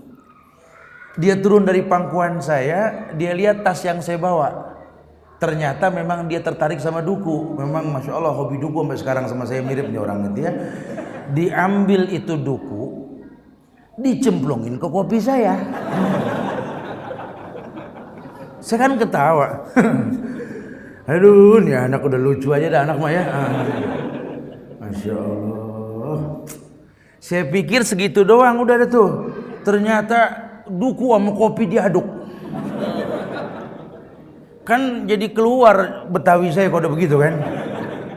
Tahu aja babinya suka ngopi sama duku. Saya bilang gitu kan. Cuma jujur loh. Saat itu saya berkata dalam hati, ya Allah, kalau nanti saya tingkah laku saya seperti anak kecil ini, saya makin tua makin kayak anak kecil, betul? Orang kan makin tua makin kayak anak kecil kan? Kalau saya makin tua makin kayak anak kecil. Anak saya sudah dewasa seperti saya sekarang ini. Pulang kerja duduk dikasih kopi. Saya yang tua datang. Saya ambil duku, saya cemplungin. Saya aduk. Kira-kira anak saya nerima gak? Gitu. Mungkin dia bakal ngomel, mama mata di mana sih? Abi mata di mana sih? Lagi ngopi dituangin, bisa ribut. Saat itu saya tersenyum melihat itu, ya Allah. Ini anak berkata dengan tidak berdosanya, Abuya ini apa? Abuya ini apa? Abuya ini apa? Banyak pertanyaan yang dia tanya ke saya. Tidak ada satupun soal yang saya tidak jawab. Saya jawab. Karena saya takut dia kecewa. Sudah jarang ketemu, nggak bisa ngejawab. Kecewa dong. Saya jawab, ini handphone Buya nak, ini buku Buya, ini Buya. Saya balik bertanya ketika dia banyak bertanya sama saya. Ya, kalau nanti saya sudah tua, saya cerewet, saya banyak nanya, dia mau jawab gak? Kamu sama siapa, di mana, bersama siapa, kemana? Mau jawab gak? Atau dia berkata mungkin Abuya cerewet, Bapak cerewet. Ini pelajaran, ternyata memang betul loh. Kasih orang tua sepanjang jalan, kasih anak sepanjang jalan. Buat kita yang membenci orang tua kita, yang mengatakan orang tua kita begini begitu, demi Allah yakinkan dia pernah berbuat sebuah kebaikan dalam hidup kita. Kalau kita nggak manfaatkan rugi. Sekali-kali lihatlah orang tuamu sedang tidur, coba lihat. Ini rumus yang paling gampang kok. Anda yang tidak suka sama ayah Anda, tidak suka sama abi Anda, tidak suka. Habis ayah galaknya manusia, ya Allah, kakunya orang, aduh, masya Allah. Ya sudah. Coba sekali-kali ngeliat bapakmu lagi tidur, coba lihat. Ya nggak usah ngomong lah, pokoknya dia lagi tidur, lihat aja coba dah. Siang, kalau lagi siang ketika terik matahari menyengat, dia cari tempat yang adem di balai, dia tidur. Coba lihat wajah ayah kita, coba lihat. Ya Allah, Abah, coba lihat. Ya Allah, Bapak, Ayah, Abi, masya Allah, lihat. Perhatikan wajahnya, perhatikan. Subhanallah. Kerut di kening ayah sudah mulai banyak, lihat. Mata ayah yang hitam sudah mulai bersepah putih, coba lihat. Giginya sudah mulai tanggal, coba lihat. Rambutnya yang hitam sudah memutih, coba lihat.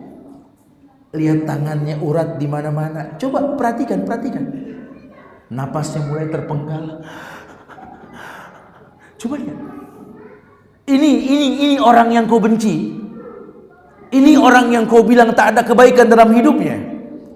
Ini orang yang kau anggap paling galak, makhluk yang jarang berbuat baik dalam hidupmu. Tatap wajahnya, lihat orang tuamu. Atau kau yang membenci ibumu, Wallahi, lihat ibumu sedang tidur, lihat. Yang selama ini kau bela istrimu, kau hujat dia. Yang kalau kau berikan dia dengan sembunyi-sembunyi karena takut diomelin sama istri, lihat ibumu sedang tidur, lihat. Ya Allah, daging tua yang sedang tidur. Coba lihat, ya Allah, mama, coba lihat. Ya Allah, kerut di kening mama sudah mulai banyak. Coba lihat.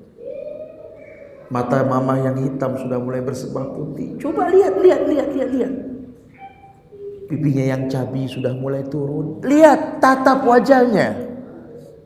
Giginya sudah mulai tanggal. Matanya yang indah sudah mulai bersepah putih. Coba lihat. Ini orang yang kau benci. Ini orang yang kau bilang paling galak. Subhanallah. Berapa lama lagi kau berjumpa dengan dia? Mendingan besok pagi temui mereka. Temui mereka sudah. Ambil tangannya, cium, rasakan wangi kulitnya. Rasakan wangi kulit orang tua kita. Karena mungkin besok daging bangkai kita cium dari mereka. Allah. Kalau nanti sudah tidak ada, air mata nggak menghidupkan mereka. Sesal kemudian tak berguna. Mumpung masih ada, berikanlah kemuliaan padanya. Gapai ridhonya. Al-jannatu tahta aqdamil ummahat. Buktikan bahwa surga di bawah telapak kaki orang tuamu. Bagaimana membuktikannya? Angkat dia setinggi mungkin. Contoh Uwais Al-Qarni itu contoh. Seorang pemuda yang tidak hidup zaman Rasul. Tapi Rasul katakan pada Umar, nanti di masamu ya Umar temui Uwais. Siapa dia ya Rasulullah? Orang yang akan hidup di zamanmu nanti. Orang yang belum ada, Nabi sudah muliakan dia. Kenapa? Karena Uwais Al-Qarni kalau sudah mengangkat tangan ke langit, langit bergetar. Karena dalam sebuah hadis tentang Isra Mi'raj, Nabi pernah melihat ada lebih dari 30 malaikat berebut kepada Allah minta izin. Minta izin untuk membawa ijabah doa. Karena ada orang yang mengatakan alhamdulillah di sela-sela ujian berat dalam hidupnya. Ya, dikaitkan dengan ini. Kalau Uwais sudah mengangkat tangan ke langit, langit bergetar. Tapi enggak ada satu ulama pun yang mengatakan Uwais itu penghafal Quran, tidak. Tidak ada satu ulama pun yang mengatakan Uwais itu ulama besar, tidak. Periwayat hadis pun tidak. Tidak ada hadis riwayat Uwais, tidak ada. Apa sih kelebihan Uwais? Uwais meletakkan orang tua di atas kepalanya. Uwais tahu sekali kalau dia punya ilmu lebih, bukan untuk mengkritik orang tuanya, tapi menutupi kekurangannya. Itu lebih baik. Bahkan kalau perlu dia menghajikannya. Bahkan kalau perlu dia sambung silaturahmi dengan teman-teman orang tuanya ketika masih hidup dulu. Sehingga yang paling berhak memandikan mayit orang tua adalah anaknya sendiri. Antum kalau biasa mandiin mayit, antum bisa tahu lah. Ya, mungkin orang tua antum masih ada, tapi kan kakek antum ini kan orang tua, atau paman antum tuh orang tua. Ketika diguyur itu air, setelah diwudukan ini mayit, diguyurkan air, kemudian kita mulai membasuh. Ya, kita basuh. Allah, ini tangan yang kemarin saya gandeng ini. Ini tangan yang kemarin saya cium ini. Ya Allah, cepat sekali waktu bergulir. Sekarang seonggok daging dingin di hadapan saya, ya Allah. Coba kita basuh pundaknya, ya Allah. Ini pundak yang saya pernah bersender di atasnya, ya Allah. Coba getarkan hati dengan seperti itu, coba. Kita basuh kepalanya, ya Allah. Ingat kita juga pernah disampoin dulu sama ini orang. Kita bersihkan. Maka kalau anak lebih mencintailah membersihkan kukunya, giginya, coba. Sampai kita tahu bahwa kita pun akan seperti itu. Wal jaza bi jinsil amal, balasan tergantung perbuatan. Balasan tergantung perbuatan. Allah akan buktikan anakmu pun akan seperti itu denganmu. Apa sih yang kita banggakan dalam hidup ini? Yang kita butuhkan cuma ada orang yang mentalkinkan kita nanti kan? Ketika kematian mendatangi kita, badan terbujur kaku, mata terbelalak menghadap langit. Napas mulai terpenggal. Saat itu kan yang kita butuhkan talqin kan. Anak yang memegang tangan kita mengatakan, Abu ya la ilaha illallah, la ilaha illallah, la ilaha illallah, la ilaha illallah. Abu ya la ilaha illallah, la ilaha illallah, la ya Allah ya Allah. Inna ruh idza qubida tabi'ahul basar, kata Rasulullah. Ruh tuh kalau dicabut mata ngikut. Selesai sudah.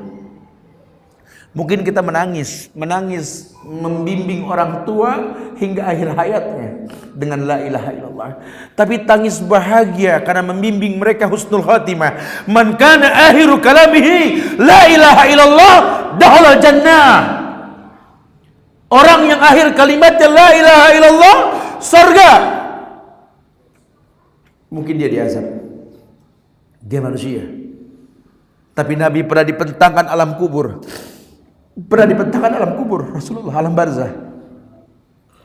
Nabi melihat ada orang yang sedang dicambuk oleh malaikat. Wallahi berhenti cambuk malaikat tersebut. Bertanya ini mayit, ya malaika, lima takifu min darbik. Wahai malaikat, kenapa kau hentikan cambukanmu untukku? Aku orang yang layak dicambuk. Apa kata malaikat? Kaifa adribuk wa waladuk istaghfar lak daim. Bagaimana aku bisa mencambukmu sementara anakmu di dunia selalu beristighfar untukmu? Bahkan istighfar anak yang saleh menghentikan cambuk malaikat untuk orang tua dalam kubur. Dahsyatnya memiliki anak yang saleh. Dahsyatnya dapat ridho orang tua. Maka sungguh merugi sekali kalau sampai Nabi mengatakan rugi ma'anfu, rugi. Kerugian yang teramat sangat.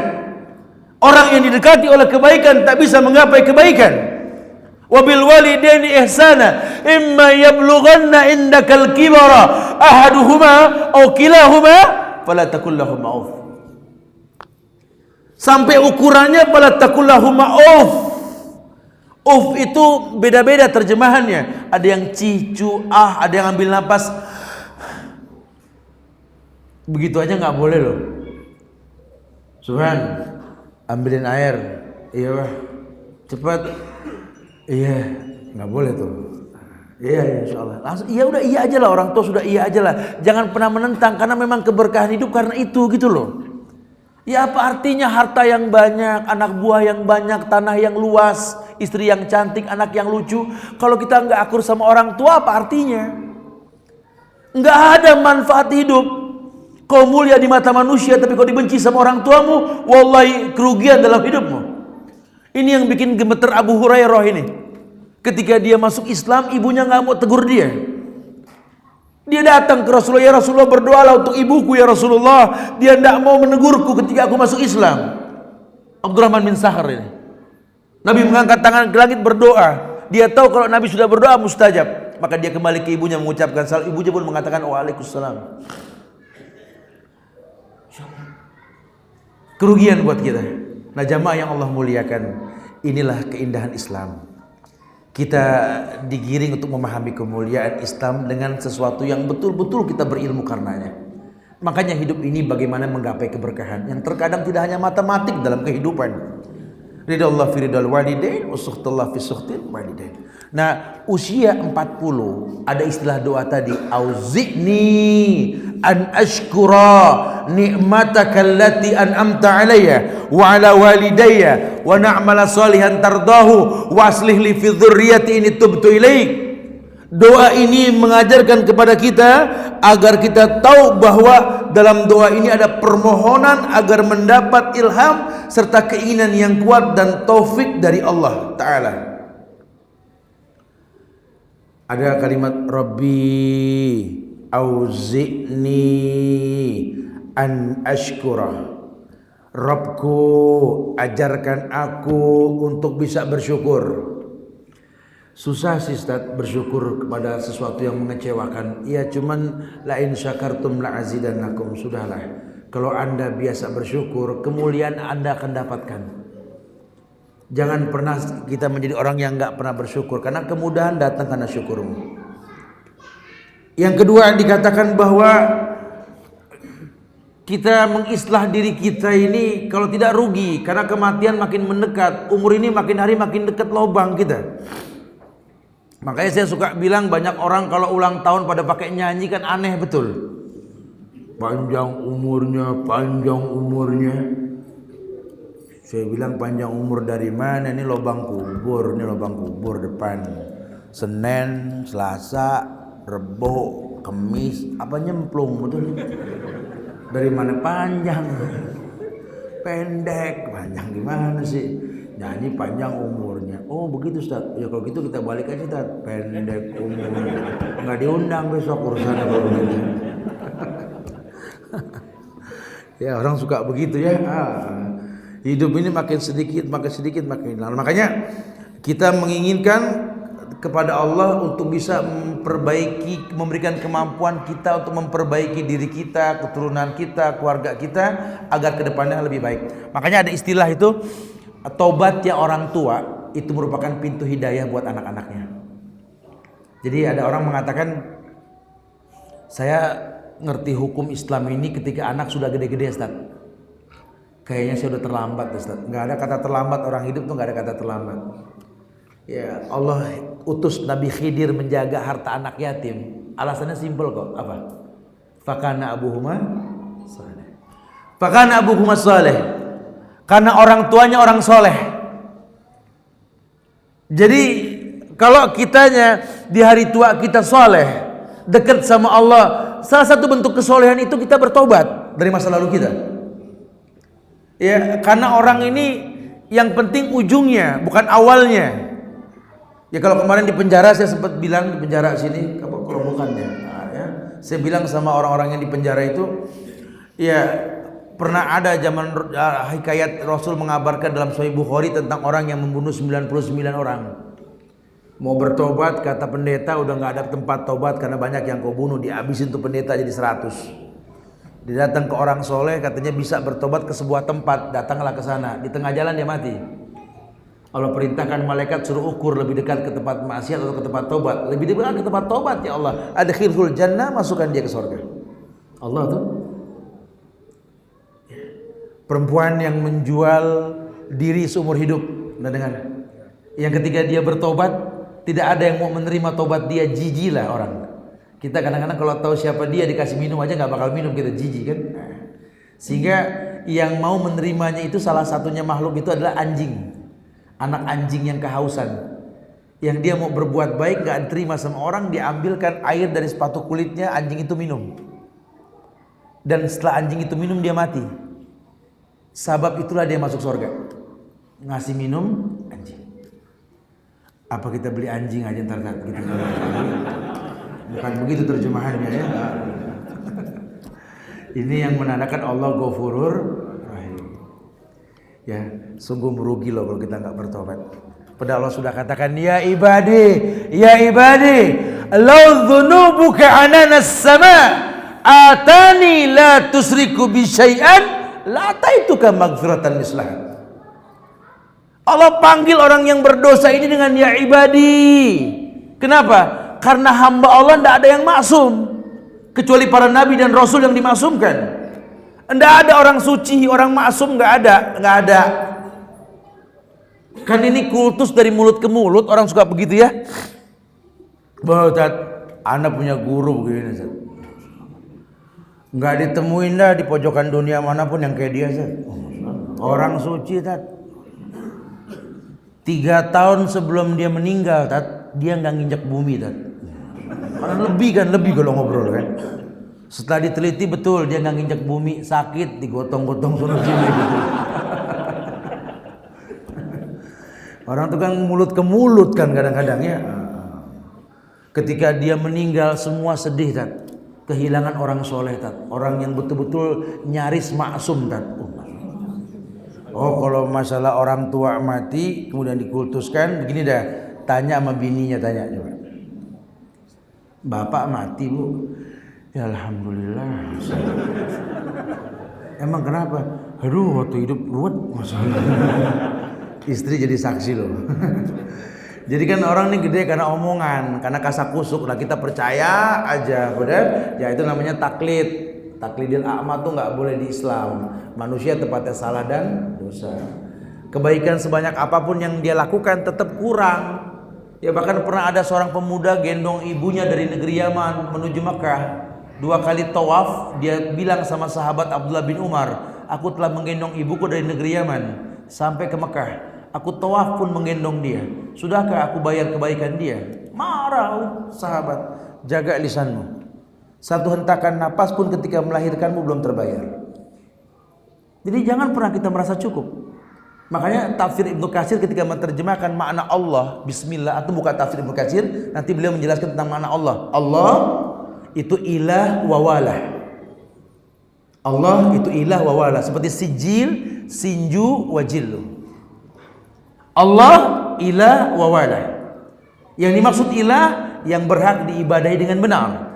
Wa walah tidak ada kata cukup dalam beribadah kepada Allah. Makanya kalau orang Islam yang betul-betul mengerti dan dia nggak mungkin merugi dalam hidupnya, ya dia akan memanfaatkan kemuliaan. Tidak ada kata cukup dalam beribadah kepada Allah. Iya makanya kita belajar. Nggak ada yang pinter. Ana di sini bukan lebih pintar daripada antum. Kita belajar bareng, sama.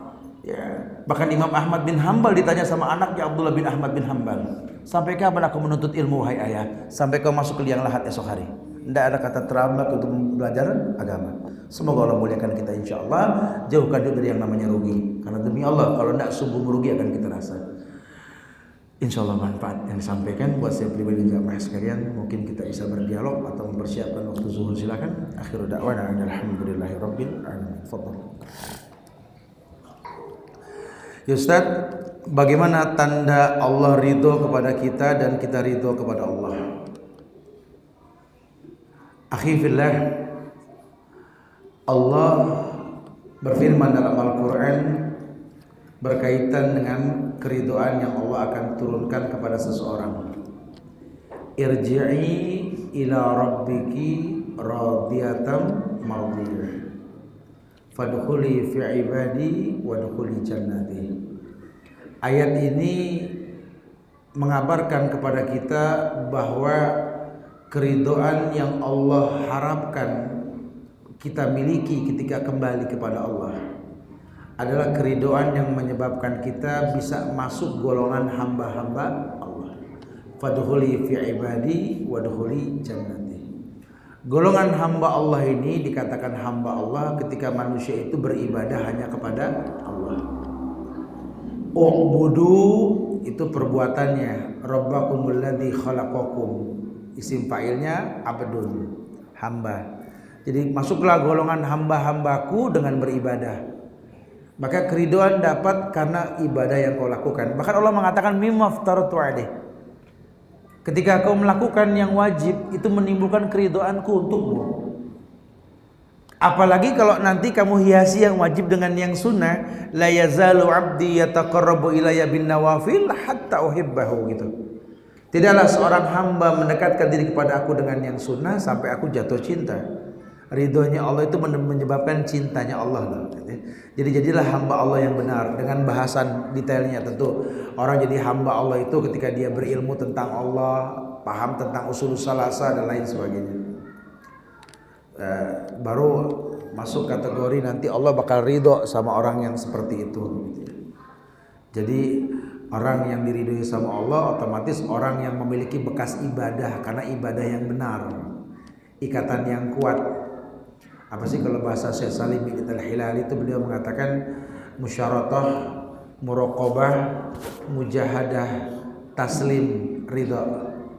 Antum melihat dalam sarah Tazkiyatun Nafs Al-Anbiya wal Mursalin Syekh Salim bin Al-Hilali beliau mengatakan ada beberapa tahapan dalam tazkiyatun nufus. Yang pertama musyaratah, yang kedua muraqabah, yang ketiga mujahadah, yang keempat taslim, yang kelima ridha. Apa musyaratah Ustaz? Musyaradah itu mengikat diri dengan Allah dengan ikatan yang kuat. Mengikat diri ikatan yang kuat. Kemudian muraqabah itu mendekatkan diri dengan ibadah. Mujahadah bersungguh-sungguh dalam beribadah. Kenapa? Karena nggak mungkin dapat hidayah tanpa jahadu fina lanahdiyanahum subulana. Kemudian taslim, tunduk patuh berserah diri. Taslim ini efek cinta. Ilmu, yakin, ikhlas, jujur, mahabbah. Efeknya ingkiyat dan qabul. Taslim itu di dalamnya ingkiyat dan qabul, tunduk dan patuh kepada yang dicintai. Baru kita bicara ridha. Jadi ada tahapannya. Mungkin bahasa nanti ustaz-ustaz yang lain lah ngebahas ya. Besok Ustaz Syafiq berselama nanti atau bisa kaji beliau tentang apa, bertanya sama beliau tentang masalah tazkiyatun nafs. Ya, Masya Allah. Ya. Bagaimana ciri-ciri mendapatkan Lailatul Qadar?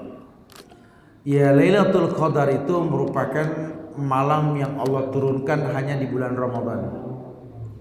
Ketenangan yang datang di bulan Ramadan, di Lailatul Qadar, dan malam tersebut malam yang lebih baik daripada 1000 bulan. Kita disunahkan baca doa istighfar, Allahumma innaka afuwun tuhibbul afwa fa'fu anni. Apa ciri-cirinya Ustaz? Ya doanya diijabah, diampunkan sama Allah. Orang yang diampunkan sama Allah apa? Ya ahlul jannah. Mungkin dia belum meninggal, belum masuk surga, cuma tingkahnya tingkah penghuni surga. Apa tingkah penghuni surga? Yani yaqulu salaman salaman, la yasma'una fiha lagwan wala ta'siman illa qilan salaman salaman. Penghuni surga itu lembut tutur katanya. Ashabul yamin, orang-orang dari golongan kanan, gampang memaafkan orang lain, ya, meyakini bahwa doa itu silahul mukmin, itulah penghuni surga. Allahu a'lam.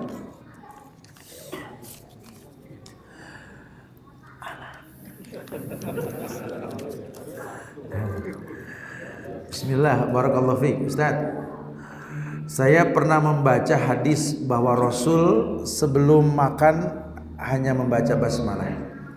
Tapi Ustaz, banyak orang tua yang mengajarkan doa mau makan yaitu Allahumma barik lana fi ma razaqtana. Apa ini suatu masalah? Ya, bisa Mas Buloh, bisa Mas Budi. Mas Buloh masalah buat lo. Mas Budi masalah buat dia gitu ya. Kalau Rasul sudah nyontohin, jangan saingi sama ucapan yang lain, ya.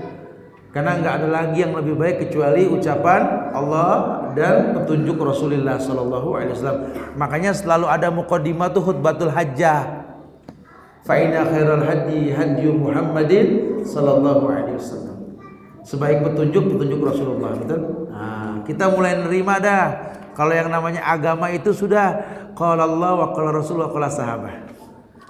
Ya, walaupun siapa mengatakan sebuah kebaikan, kalau bertentangan dengan kalamullah dan hadis Rasul, tinggalkan itu.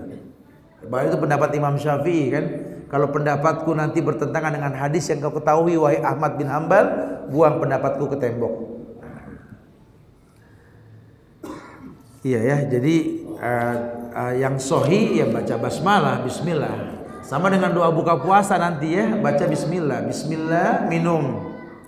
Habis minum baru dhahabadz dhama' wa batalatil uruq wa sabatil ajr insyaallah.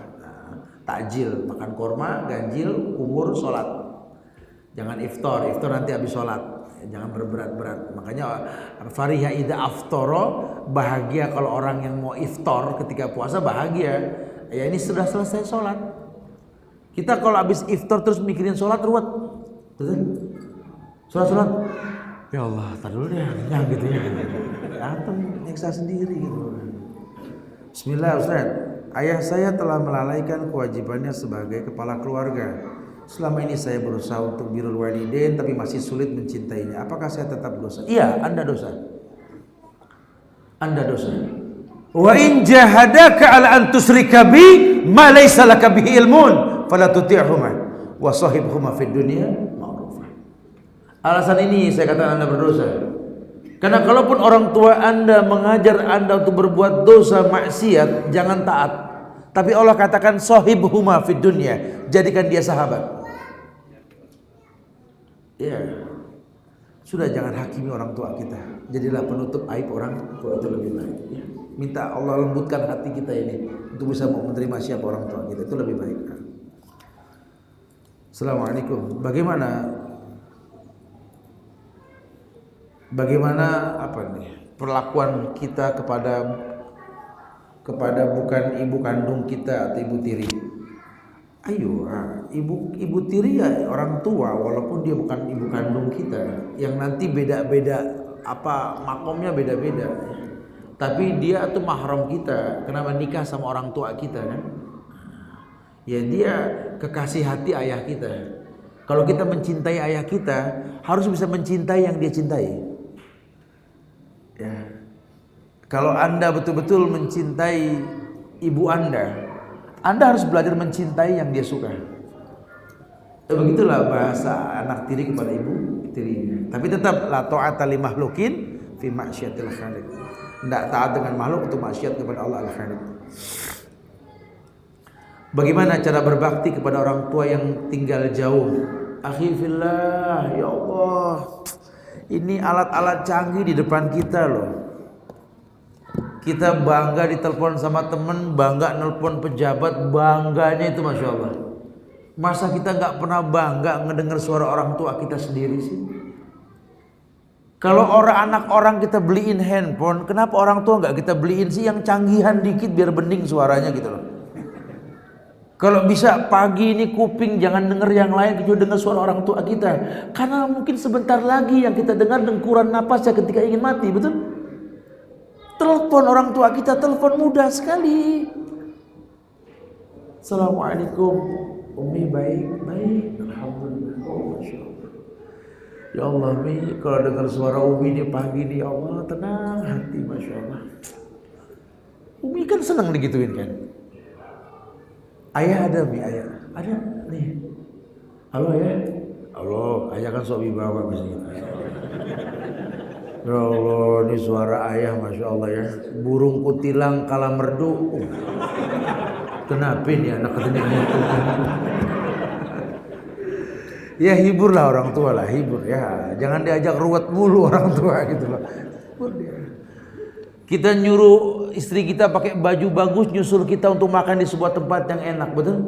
Pernah gak kepikir sekali-kali kirimkan baju bagus buat orang tua kita, suruh kita di sebuah tempat? Sekali-kali coba.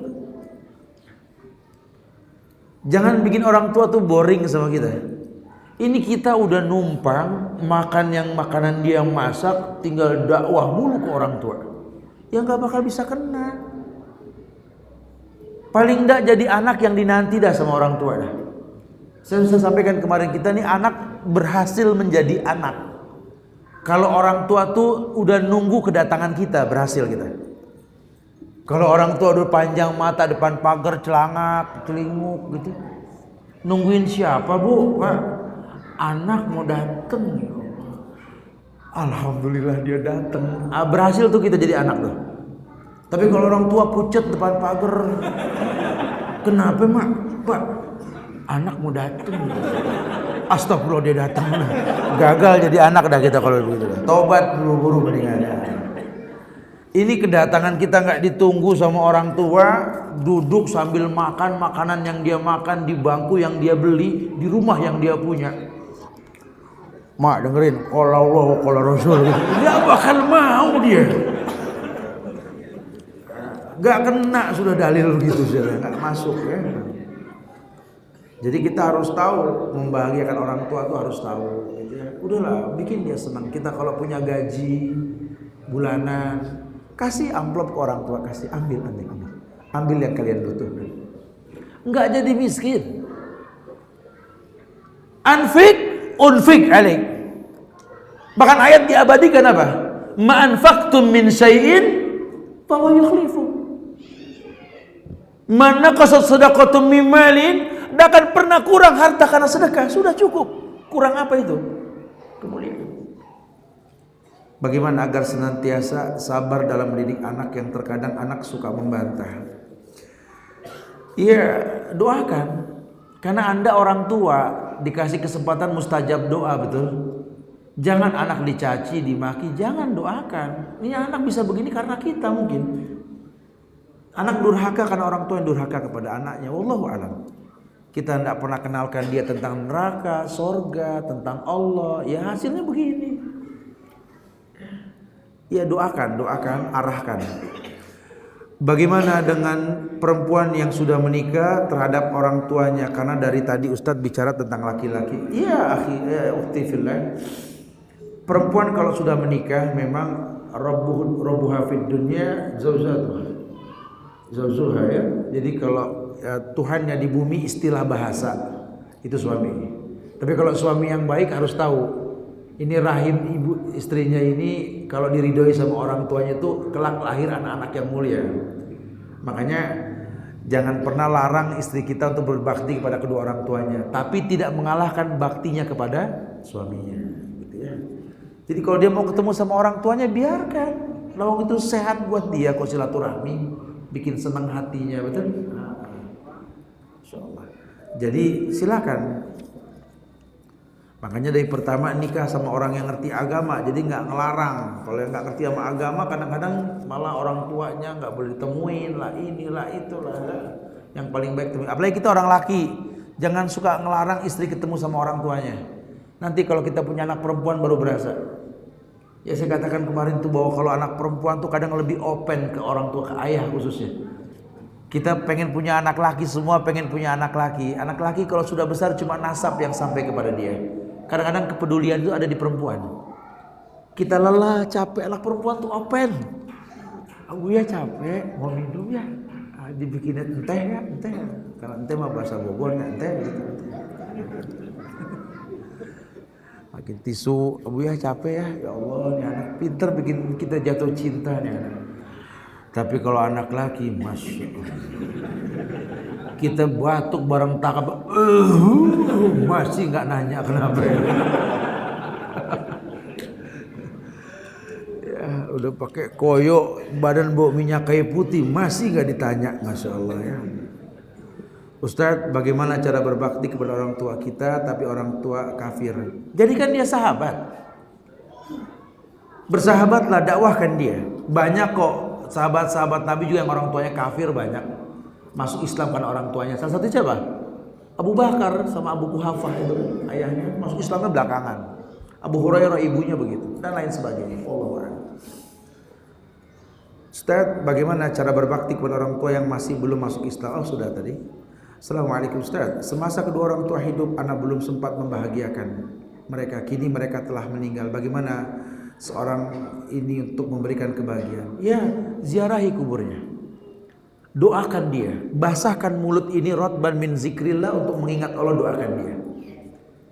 Ya, kita bersedekah untuk dia, hajikan dia, sambung silaturahmi dengan sahabat-sahabatnya yang masih hidup. Ustaz, saya mau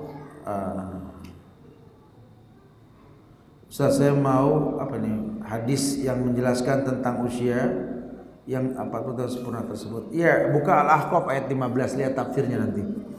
Mana lebih afdal tarawih di rumah atau di masjid? Karena Rasul tarawih di masjid pada 3 malam pertama. Rasul lakukan 3 kali berturut-turut di masjid, kemudian sisanya di rumah. Ini untuk mengabarkan bahwa tarawih itu sunnah. Tapi Nabi mengatakan afdalus sholatul lail tulal qiyam. Salat tarawih yang paling afdal, yang paling lama berdiri. Jadi kalau Nabi sholat di rumah nggak jadi pendek. Kalau kita kan kenapa di rumah cepat begitu kan? Jadi kalau emang bacaan antum kurang bagus, serahkan sama imam. Imam, qiraatul makmum. Bacaan imam, bacaan makmum. Ya kalau bacaan antum bagus, silahkan di rumah. Bawa istri, bawa anak didik untuk sholat, silahkan, boleh. Tarawih ini sholat santai kok, sholat santai, tarawih. Ya, tapi kalau memang bacaan kita kurang bagus, atau kita aja yang baca bosen, inakul huwallah, dengan di masjid dah, Jangan maksain di rumah kalau begitu ya. Bagaimana pendapat Ustaz tentang pendebat Dr. Zakir Naik yang banyak menguasai kitab? Wallahu a'lam. Semoga Allah muliakan beliau dengan ilmunya insyaallah. Saya selalu berhusnuzon karena saya nggak mengerti ya, tapi yang pasti banyak kebaikan yang ditelurkan dari beliau. Bicara manhaj dan lain sebagainya, Anda belum ketemu sama beliau. Wallahu a'lam. Bagaimana aturan saf wanita apabila sholat diimami oleh wanita? Iya, tidak di depan imamnya, sebaris dengan saf yang paling depan.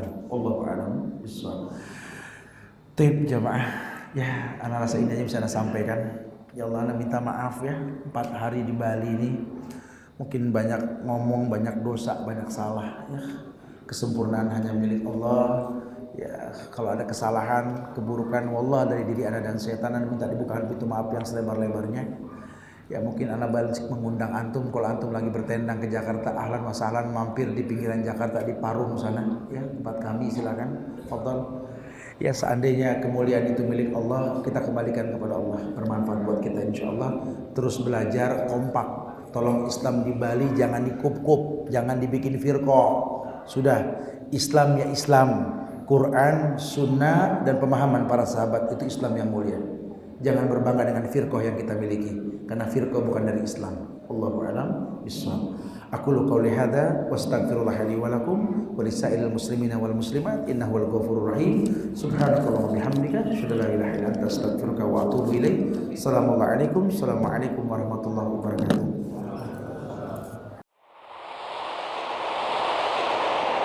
Ammar TV.